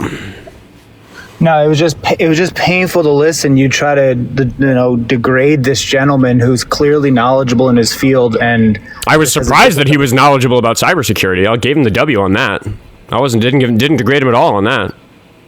Well, after you ran him through the mill of testing him, right? You didn't just take him at his word. That's not really what I do here. I run people through the mill on the claims they make. He claimed he was an expert on cybersecurity, so I asked him some cybersecurity questions, and I was very surprised that he answered them mostly correctly. He's not very articulate, so it's hard to tell if his understanding is very good. But he did get the answers right. It wasn't nonsense what he was saying. Yeah, that's the part that was really bothering me. I've talked to the guy for hours and hours and hours, so I found it deeply incongruent with everything I know about him, the way he answered those questions, which is why I reacted in the way that I did. What's your problem with any of that? just the fact that you had to keep saying, "Oh, you're not articulate. I'm surprised that you know anything about anything." Like, you had to belittle him when clearly you're jealous that he's making a living for himself and that you're not doing as well. It's just a little funny that you try to like mask that with insults. I mean, see, now you're making accusations about my intentions. I'm telling you why I was surprised by that, because I've talked to the guy for hours, and it was just surprising that he was, like, competent a little bit at one thing. Because the chat's pointing out, by the way, he wasn't actually very competent. He didn't give good answers, like, in terms of the articulation. He gave correct answers that showed that he knows what a SQL injection is. It showed, he knows what these things are. But you're accusing me of, like, being jealous of el.chico.tech.edu? Like...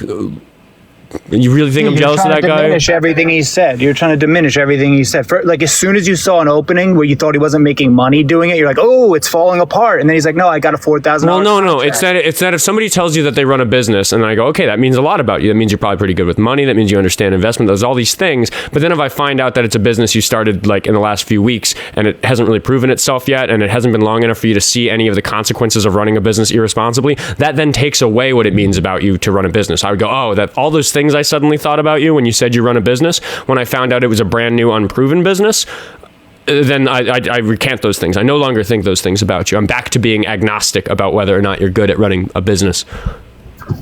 Yeah, but I'm saying you were hoping that would be the case. Like, you were fishing for it. Like, you were wishing for it. I do fish for like the answers that I expect to happen. I was surprised by some of the things he said, but I'm not going to pretend that it's like when I ask a question, I don't always know the answer. I usually, when I set up a gotcha, I do usually want the guest to fall into it, and if they don't, W guest, we move on. Like, what are you at? But if he aligned with you politically, you wouldn't have been second guessing him like that.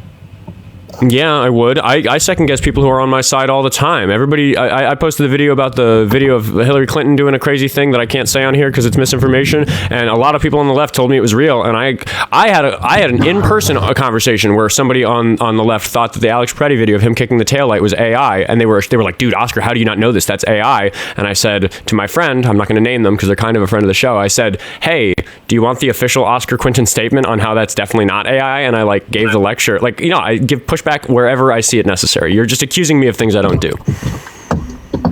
Okay, well, from an outsider perspective, it seemed like you were wishing on this guy's downfall every chance you got. I don't have much sympathy for that guy because he has come on and supported some policies that suggest to me that he's a really inconsiderate, bad person who doesn't value the suffering of others. So I'm a little rough on him, I will admit. But he and I got rapport. That's not how I treat a random guest. I would agree with you if I had treated a random guest that way, somebody who hadn't demonstrated those things to me. But I know el.chico.tech.edu. He and I go way back in a relative sense. So there's context that you're not seeing. But the whole thing we were talking about was his inability to see other people's perspectives, which it seems like you are unable to do with my perspective because I know the guy and you don't. I see your perspective. It just came from a place of hating and jealousy. That's all. Again, I'm going to ask you to get rid of the background noise. It's kind of distracting, but it's bad for the show also. But I don't really think I am jealous of el.chico.tech.edu. I think I pity him deeply for his brain working the way that it does. I would give up all the wealth I have, every bit of it, to not have a brain like his. I'm really happy with the brain I have. I don't want to be like him. Okay, well that actually brings me to my larger point, which is pretty funny. Okay, you seem like a very intelligent guy, calculated, well thought out. But then you're saying you would work a full day for $100, right? Yeah. So, it depends on the type of work. Yeah, dude. The economy is very broken. Unfortunately, the economy doesn't reward brilliance in the way that I would like it to. If you think I'm so brilliant, so that's external to me. I don't. It rewards brilliance coupled with action, not just brilliance alone. Yeah, work ethic. There's other things than being articulate and knowledgeable about politics that make you good at business or whatever. Yeah, so I am perfectly happy to admit that I would have made more money if I was better at making money. Obviously, I'm just being articulate and educated doesn't give you a good job, doesn't land you a good job. And I'm also not really super interested in talking about the course of my life and how I've had I had a couple of really difficult years over the last few years. I'm kind of on the come up from a difficult time because a really bad thing happened to me in my life. So I don't know, dude. I'm sorry to hear that. I'm not trying to bring you down. I'm just saying it seems to be like a typical pattern with liberals that they're like very good at analyzing and understanding things, but then someone else that maybe is way less intelligent, they're just, go for it, and then maybe they fall flat on their face 10 times, but they finally get somewhere because of it. Then you see them and you're like, I'm twice as smart as you. You're an idiot. You voted for Trump. And you just look for reasons to belittle these people, when in reality, everyone doesn't have to think the same. There's different paths to success. Yeah, I mean, you're mixing up like business and politics here, because it's like my economic success is just really irrespective of whether or not I'm a good person. In fact, the two are kind of at odds with each other often, which is why rich people are such bad people generally. Instead, you just did it right there. That's literally my point. I'm not saying rich people are not inherently bad. I didn't say that they're inherently bad. You said most of the time. That's yes, and then you changed it to inherently, which is like unfair to do in conversation. Majority, inherently. No, different words mean different things. Mean different things. Okay, but they all insinuate that if somebody has amassed wealth, they're a bad person more often than not. Well, I think that one thing that a lot of people miss about somebody like me is that I actually think the amount of wealth that it's appropriate for a person to amass is enormous. It's just not $1 billion. Like, you can have millions of dollars. That's fine under my ethical capitalistic framework. That's totally fine. It's becoming ultra wealthy. That's becoming ultra wealthy. Being a billionaire is necessarily bad. That I think is inherently bad. But doesn't that mean that you provide ultra value? No. That means you hoard ultra value. It doesn't? No, it literally means the opposite. Instead of providing it, you're hoarding it. So hold on. So Elon Musk, who you seem to really hate, he's going to make it so people that can't walk or talk or see or hear can live a normal life with no. Elon Musk's companies. Elon Musk's companies. Listen. Elon Musk's companies have done some incredible things. Tesla has done great work to broaden the EV market. He's privatizing space travel through space. You have so much background noise. I'm going to kick you if you can't get it under control. Are you in a moving car? What's going on? Elon Musk's companies have done some seriously good stuff. That does not mean he deserves as an individual to have the power that he has. That's what I want to talk about. I don't care that the cars are nice. The Cybertruck is stupid. That thing is a piece of garbage. But the Model S is a great car. I didn't say cars, did I? I didn't speak on the cars, did I? Neuralink or whatever, Boring Company or SpaceX, but whatever. I'm a dork. I love technology. You're attacking the fact that I picked the wrong example when what I'm saying is that I can give my stamp of approval broadly across the board for the sorts of things that his companies are accomplishing. That's not why I don't like him. But I'm saying these things benefit people. It's not just capitalism. These are going to improve the lives of people that otherwise would have had a lower quality. Chat's helping you out with that there. Starlink has helped a lot of people. Starlink has done some really good stuff when there's emergencies and the internet goes out. Starlink helps out with that. That's great. I'm all about that. I'm really excited about a lot of the technologies. That's not relevant to the discussion. I like computers. I'm using an operating system designed by the billionaire Bill Gates. It's not relevant to the thing. It's that we shouldn't give so much power to an individual. Bill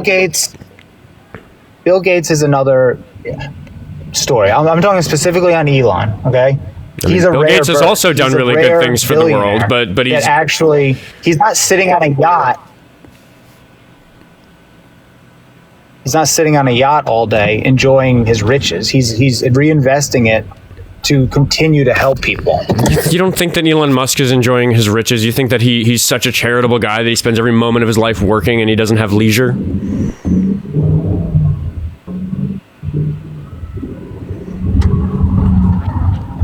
You still there? You seem to be a little bit dismantled by the fact that I don't actually dislike or discredit the things that his businesses have accomplished. But people like el.chico.tech.edu call in and tell me that Elon Musk is like a rocket scientist who's making the rockets. And it's no, he's fucking not. He's a guy who bought a company that makes rockets. Well, that's disingenuous, though. Tesla never produced a vehicle before he was a member. They never went to outer space. The conclusion of the fact that Tesla didn't launch vehicles until after Elon Musk bought the company is not that Elon Musk is an automotive engineer. You understand that that's not a good conclusion, right? I'm saying that he's not actually doing the work that we're talking about. He's not designing rockets. He's not, he's guiding companies to do that, and he has been successful at that. And there are benefits to that. But I'm saying that the guy is a net loss on society because he's making life harder for people by hoarding wealth and contributing to the unfair wealth distribution that makes life miserable for almost everybody in this country. He's doing the exact opposite. He's providing jobs. He's providing stocks. Right. And what I'm saying is that his hoarded wealth is a bigger problem than all of that. But he's not hoarding wealth. He's reinvesting it into other initiatives that will continue to benefit society. Do you think he should pay more? Do you think he should pay more taxes than he pays? He paid more money than any individual in the history of the world in taxes ever. He's the richest man on earth, and that doesn't answer my question. I think it's year to year. If some years he takes that money and reinvests it and doesn't take a net profit.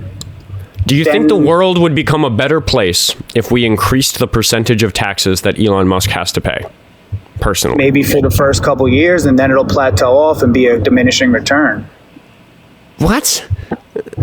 You're saying annually, whatever his tax rate is, whatever his effective tax rate that he actually pays, if we just made it 1% bigger, do you think that would make the world a better place or a worse place?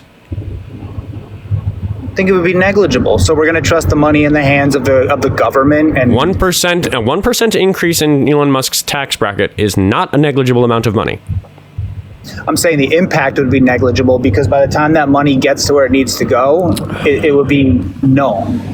Okay, so make it a little bit bigger than 1%. Make it 5%, so it's not negligible. Would it be good for society, for the average human who lives on Earth? Would life be made better? Why is it in the short term but not the long term? Do you think that Elon Musk is going to do you think he's going to build the utopia? Do you think he's going to give us free flying cars and like free housing, and like he's going to design robots that grow food in the fields and then we don't have to pay for food anymore? Like, do you think that that's his goal? Eventually, robots are going to take a lot of jobs that people don't want to do, of course. Right. But the problem is that the people who own the robots are hoarding the wealth and not feeding the peasants, and we're all going to fucking starve to death eventually because of that. Wrong, because you know what he said, right? You know what they're going to do, right? They're going to tax the robots, and the money's going to go back to a universal income. I'd be for that. Do you think Elon Musk is for that? That's his plan. That's literally what he said. Maybe I'm wrong about Elon Musk, but I'm not wrong about billionaires generally. Do you think that's what Jeff Bezos would do? Think that's what Bill Gates would do? Bill Gates might be what Warren Buffett would do. I'm not a big Bill Gates guy. Why? He's also done probably more for the world than Elon Musk. They're both scum. I'm not. You're not wrong. I'm just saying. That's literally my point here. Is that you're just painting the broad stroke with you've amassed X amount of dollars. You're now scum. When everybody is an individual. That's not what my argument is. My argument is that you have to do scummy things in order to amass that much wealth. What has Elon done scummy to amass the wealth? There are people who work at his companies who are struggling with their cost of living while he sits on the yacht that you claim he isn't. I said he doesn't just only cruise around on a yacht. That's what I said. Of course, if you're a billionaire and you want to go out on a yacht occasionally. There are people the companies that billionaires own employ people who have a difficult economic circumstance because they're not paid enough. The companies could afford to pay them more, but the billionaires at the top lobby to not increase the minimum wage, to not allow policies that will actually address this problem. You're smart enough to know that that's not the answer, because you know what happens? You pay the lower income earners more, then the next bracket wants more, then the next bracket wants more, and then inflation happens, and it's a cycle. There's a balance. Economics is a balance. There's not one answer, which is you can't just crank up the poorest people's incomes. I know that it's complicated, but I also know that when Elon Musk goes to solve that problem, he doesn't have my best interests at heart. He doesn't have your best interests at heart. He is trying to make his companies more successful. To be able to expand and employ more people. Would you rather have 100 people making a little bit more money, or have 500 people have a job that they wouldn't have had? What's better for society? I mean, obviously, without any other details, I can say that the 500 people getting a job is better than the 100 people getting a raise, but that's not the two options here. But you have to be incentivized to take that risk, right? Because every time you try to create opportunity... No, here's what you're missing. Here's what you're missing. Here's what you're missing, dude. No. Here's what you're missing. Here's what you're missing. Here's what you're missing. If we pay the people better, if the 100 people get the raise, it gives them free time It gives them times to enjoy their life and be with their families. And that's just good on its own. That's just a win, because we are just trying to enjoy ourselves on Earth. I'm a materialist. I don't believe in God. I don't think I'm here for any reason. I think I'm just trying to like have fun with my buddies before we all die. So like, if you give people more money, their lives are better. And people who look so capitalistically at this forget that we're talking about human beings, right? Like, just the fact that that person gets to go to the baseball game with their kid because they didn't have to work more hours to pay their rent. Like, that's just a win on its own. And then in addition to going to the baseball game with their kid, they might crop up a side hustle. They might get really good at something. They might do some. I'm saying they have free time to spend with their family. I gave an example. But hold on. But wait. But who owns baseball teams in Bale Stadium? Jesus fucking Christ, dude. There is no baseball. So he went to the park and played baseball with his kid. Like, it's so disingenuous for you to point at that and say, well, he's spending time with his kid in a society where there's capitalism, so the billionaires win anyway, dude. Like, it's disingenuous. It's such a shitty thing you just did in this conversation. No, I'm accusing you of being disingenuous. And are you going to let me change it? Instead of going to the baseball game and paying the corporate money or whatever, he's going to go to the park for free with his kid and play catch? Can we make it that instead? Are you happy for him that he got to spend time with his son? That's the question. Absolutely. But in your perfect world, are there billionaires that own sports teams, or does that just go away? I'm not done with my point. My point is that he gets to spend time with his kid, and that's nice. And he also gets to go into the rest of his life and do hobbies and be interested and get creative and do his own things. More companies get started. Why are none of us allowed to work on our projects so that Elon Musk can work on all of his? Shouldn't we have every brilliant mind working on it? You said yourself I'm pretty fucking intelligent, and if this wasn't the state of affairs, maybe I could be working on something great. I personally do think I am working on something great, and I'm very excited about it. But again, why is it so important that Elon Musk has all the power instead of literally everybody else? How has Elon Musk hampered your ability to succeed? By hoarding wealth such that the economy is difficult for almost everybody. No, like what bridge would you have crossed if Elon Musk didn't have so much wealth? Like, where did you, a real life scenario where you're like, this thing didn't happen because Elon Musk's net worth is... I have declined job offers that didn't pay enough, that would have paid more if people like Elon Musk weren't damaging the economy in the way that I am upset about. I might have universal health care if these billionaires weren't lobbying to get politicians in power who don't allow that sort of thing to happen. And I don't have health insurance because my jobs don't provide it, and I'm too broke. So I have to pay for my asthma. I have to pay for my, I'm working on that. It's difficult, but I have to pay for my asthma inhalers. I did it when I was starting my company. I did it for a year. When I had no income, I did it for a year. It's not that difficult. You fill out some paperwork. It's not I'm working on it. And I mean, the big, beautiful bill took away people's fucking healthcare, dude. Like, stop fucking victim blaming people who, like, it's mathematically impossible in this society for everybody to be okay. So stop blaming the people who got the short end of the stick for being, like, in the wrong lifeboat. Like, I'm not blaming anybody. I'm saying it's not as hard as you're making it out to be. It sounds I'm not even trying to complain about my circumstances. I'm just saying my life would be easier if the billionaires weren't fucking up the economy. And I gave examples and you didn't like them. But hold on. From the beginning of time, people have become successful from 0 to 100, from nothing to something, right? And there's always been wealthy people. Since there's been kings and queens, since ancient Egypt, there's been wealthy people. Actually, right now, 2026, the disparity of the ultra wealthy, even though it's high, the ultra poor is at the lowest it's ever been. You realize that, right? The ultra poor, people who actually can't feed themselves, it's the lowest it's ever been in the history of the world. Today, real time. Well, it's going in the right direction. But the disparity's getting worse. No, like life is getting better, but like dude, like, you can only help the bottom. Who cares if the guy at the top has more? That doesn't affect the people at the bottom who can't fucking feed themselves. They care. But they're better off than they were 10, 20, 40, 100 years ago. The bottom is low. Okay, You know what?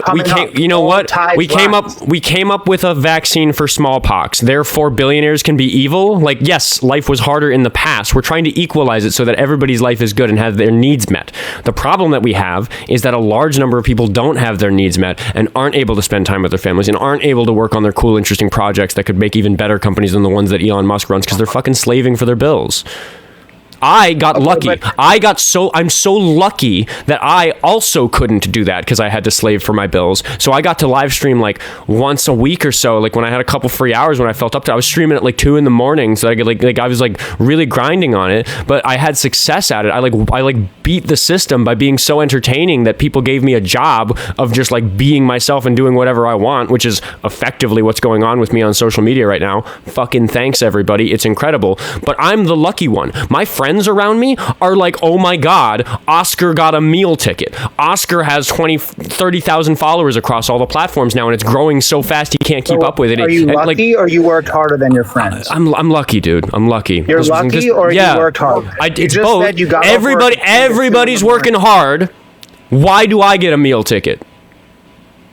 I'm not going to pretend I work harder than somebody who does a 12-hour shift doing manual labor to pay for their bills to feed their family.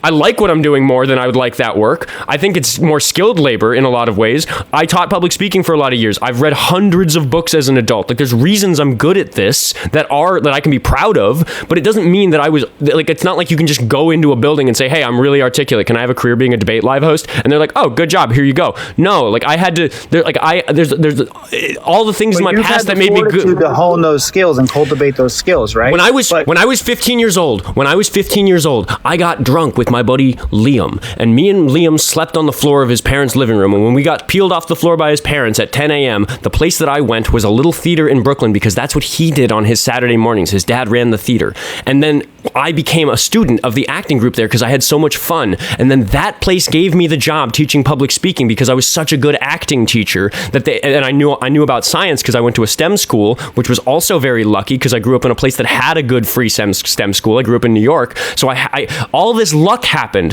that made me a person that's good at doing what I'm sitting here doing with you right now. I'm not responsible for that. I literally just got dealt a lucky hand. I have a good voice. Things happened to me that made me skilled at this. I'm not ugly enough that people don't want to watch me. Like there's a bunch of luck involved, and I'm so thankful that people see that the stars have aligned for Oskar to be good at making this type of content, so they send me money and shit so that I can keep doing it. But I recognize that that's privilege. So you feel guilt for that? Yeah. Because so many people around me are struggling that it makes me want to fucking cry, dude. My friends like can't pay their bills. Thank you. And let me ask you this: what percentage? And dude, I came up with a hard background. My friends, a lot of people are still in the dirt, came from the dirt. I'm with you on that. I promise you.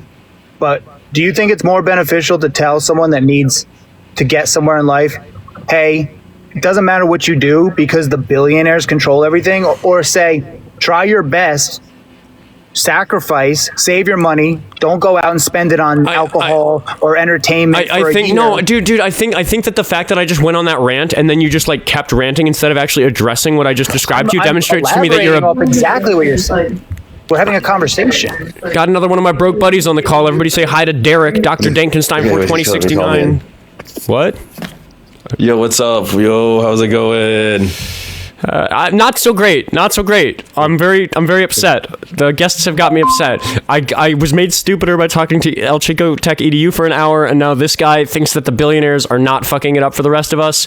And I was explaining to him that I have privilege because people give me money for what I'm doing on this show, and tremendous privilege, and all my friends are so very excited about it for me and jealous of it, and that's great. You earned it, bro. You earned it. I did do the hard work, but I recognize that everybody else is also working hard.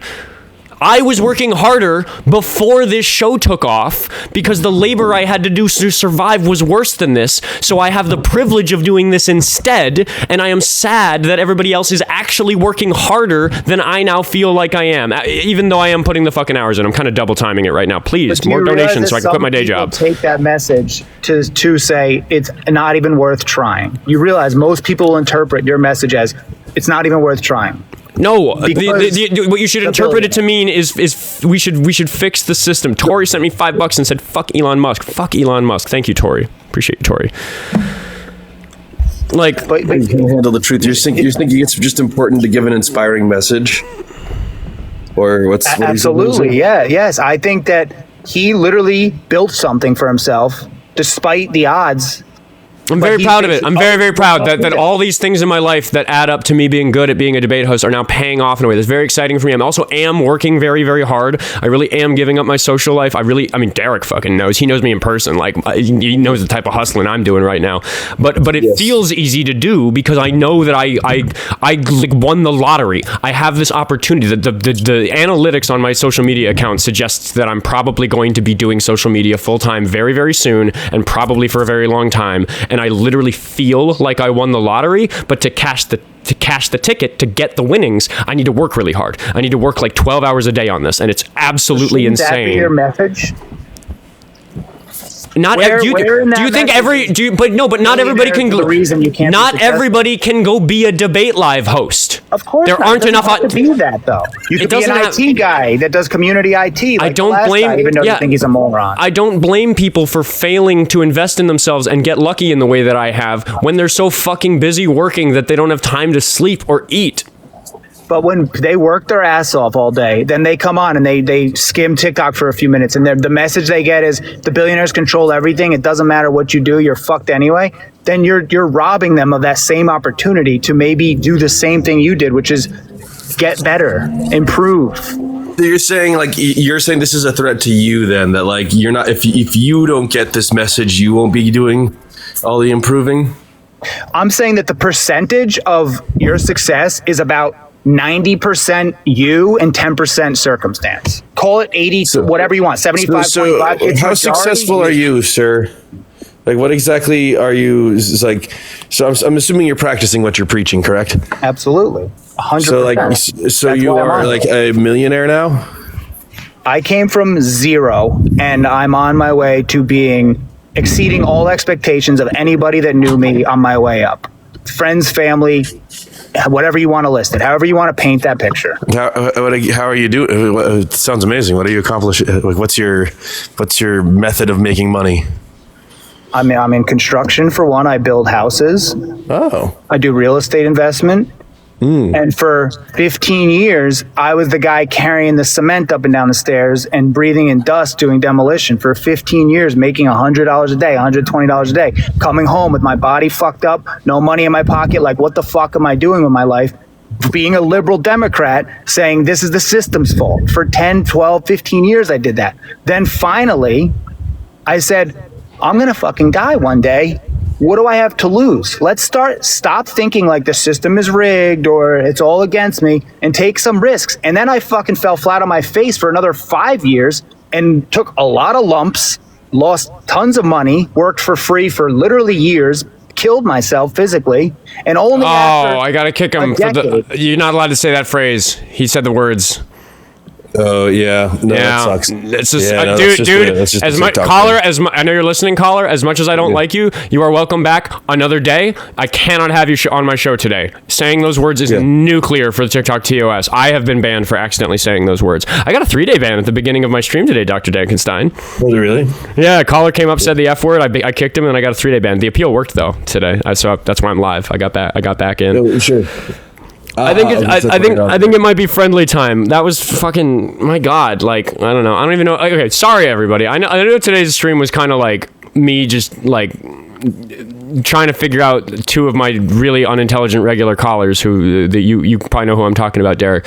And I kind of just went down. I don't think I did the most entertaining show today, but I was just kind of like doing something for myself to try to figure these people out. And it didn't even go very well. They're just so impossible to talk to that there's like, you can't even learn anything about them. But Joey says, take a breath, my dude. You did good. Maybe I'll take a few breaths. Maybe I'll sing a song. Maybe is that the new tradition? I'm a musician. I should start doing a song at the end of the fucking stream. Yeah. Songs are fun. Yeah. How's your day going, Derek? It's going pretty good. I am just I don't know. I need to be also. I need to be out there hustling. Hauling my concrete up and down the stairs. You know what I'm saying? Before we got kicked, I actually did have a response I was preparing to what that guy was saying, which is like, it sounds like your life was miserable for like north of a decade. bummer, dude. Maybe we could fucking make life not like that. When people talk about America being great again, we have to look through this interesting lens where if we just look at middle-class white people, you're born into a middle-class white family, America was great because you could go to school, you could do whatever you wanted to do after school, go to college or like start working at a place or like go to the military or whatever you wanted to do. And then you could just get this job and the job would just give you enough money that you could pay for a family and a house. And then you do that for a few decades and then you have a retirement. Maybe you have a second house, maybe you have a vacation house, maybe you have that big boat you want, whatever the hell it was. Like you did just get to live your life in a way that you got to enjoy yourself on the days you weren't working and in the evenings and shit like that. And that's just not what it's fucking like for people anymore. The caller even seemed to recognize that, and he recognizes how much he had to suffer to escape that.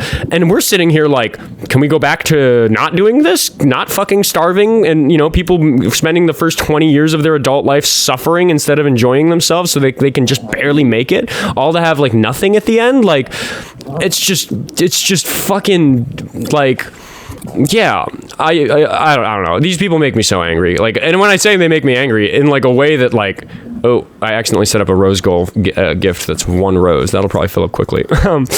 Let's edit that. I'll do 100 and then we'll do a song. But yeah, it's like it's one of the things that really boils my blood. Where it's just like, who cares about fucking Elon Musk? Like, can't we all do better? Can't we like? Here, you yap for a second. I'm gonna go see who's at my door. Elon Musk. Yeah, no, I'm not sure why.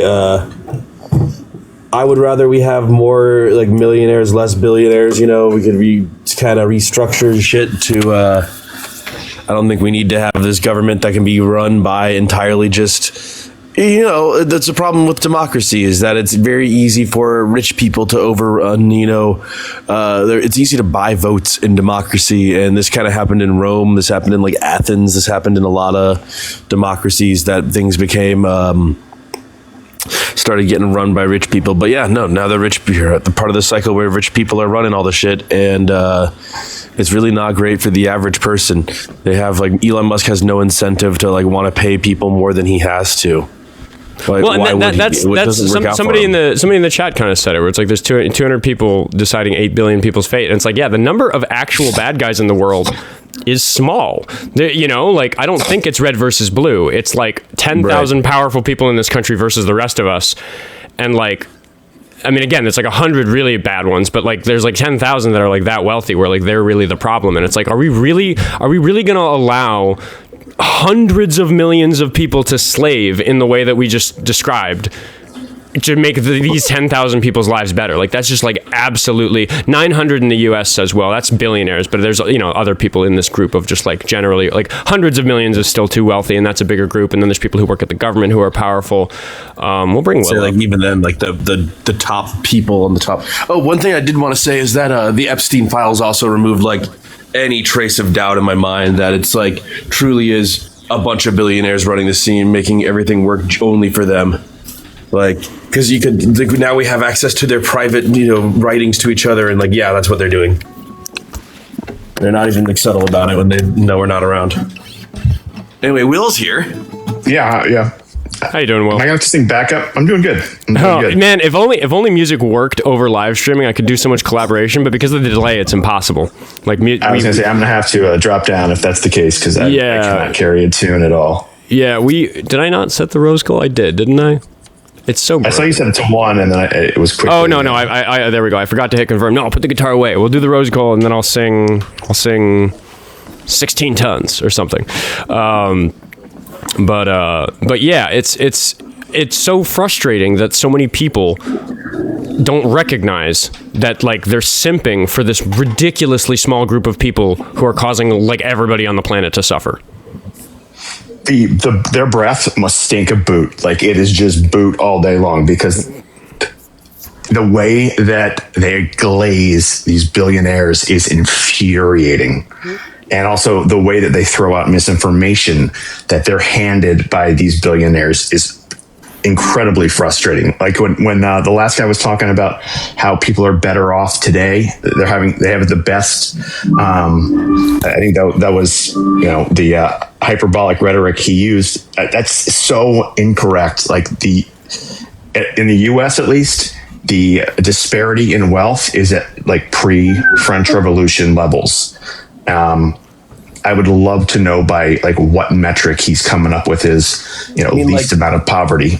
Life, a lot of them, it's like, I know for Bill O'Reilly, it was like, well, if you have a refrigerator, you're not really poor. And it's like, you can, in the modern day, relatively speaking, you can have a refrigerator and still be dirt poor. Accurate opinion from the 1940s or something, like, for fuck's sake.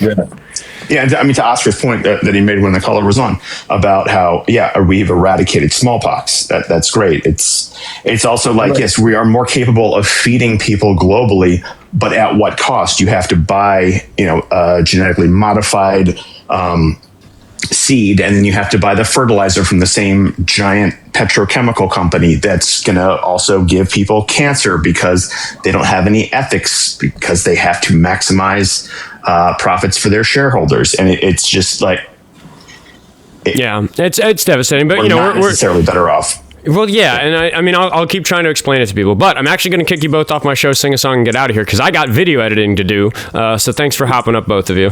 All right, drop me down. Thanks, man. If anybody wants to follow my profile so I can do live streams, I kind of shadow banned on this website. Yeah, give Dr. Dankenstein some love on his TikTok so that he can make better live streaming content on it, because man, Instagram live streaming is terrible. No, it's not worth it. All right, I'll kick you for the algorithm later, buddy. All right, yeah, see you, man. Bye. Oh man, God, is this guitar tuned? Thanks for hanging out, everybody. You can go to the link tree in my bio, and you can support me for the reasons I hopefully made a halfway decent case for throughout the show today. Or follow me on the other platforms. I'm almost monetized on YouTube. That's exciting. You can find the full VODs on there. You can also, Instagram. That's where I do a lot of my stuff. Of course, my dog's going to start barking when I start singing. That's close enough. Ooh. Noodle, chill out. Relax, Noodle. Sorry. Of course my dog wants to bark, but this is just friendlies, right? Oh, future encounter. That's a new gift. I haven't seen that one before. Thank you very much for that. So I'm a baritone singer. Oh, I should turn up my headphones. So forgive me for needing to get the pipes opened up a little bit.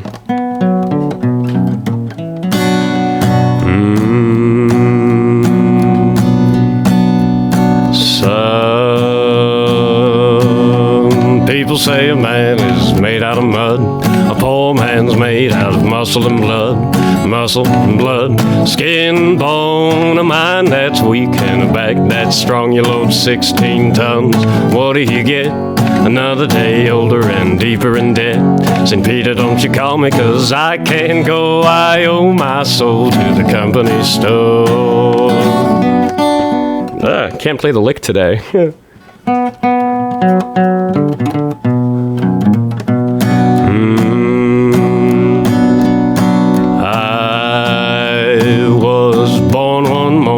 Sun didn't shine, picked up a shovel, I walked to the mine, I loaded 16 tons of number 9 coal, and the straw boss said, well, bless my soul, you load 16 tons, what do you get? Another day older and deeper in debt. St. Peter, don't you call me, 'cause I can't go, I owe my soul to that company store.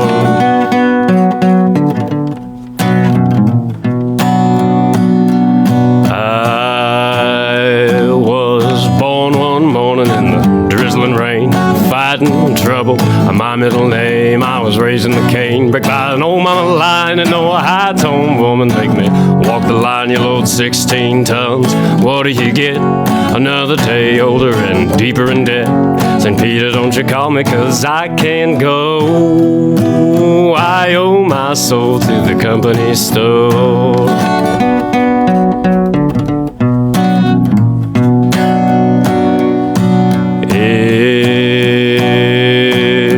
See me coming, better step aside. A lot of men didn't, a lot of men died with one fist of iron and the other of steel. If the right one don't get you, then the left one will. You load 16 tons, what do you get? Another day older and deeper in debt.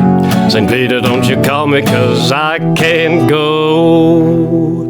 I owe my soul chimney stove.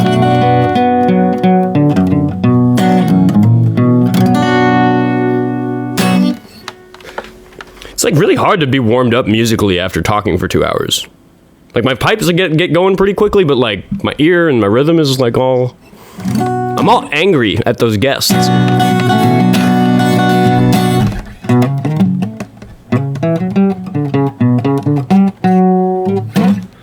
I do another one. It's, you know, I realized that after I did the song at the end of the stream yesterday, it was the largest audience I'd ever performed music in front of. I like thought about it later. I was like, wait a minute.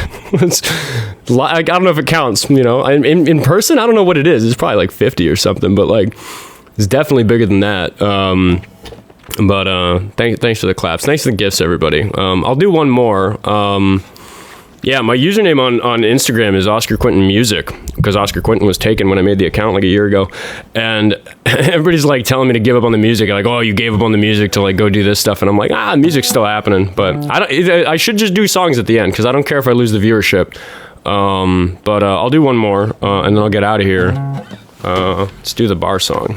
It's that Sanford Clark song. It's Nothing to Me by Sanford Clark.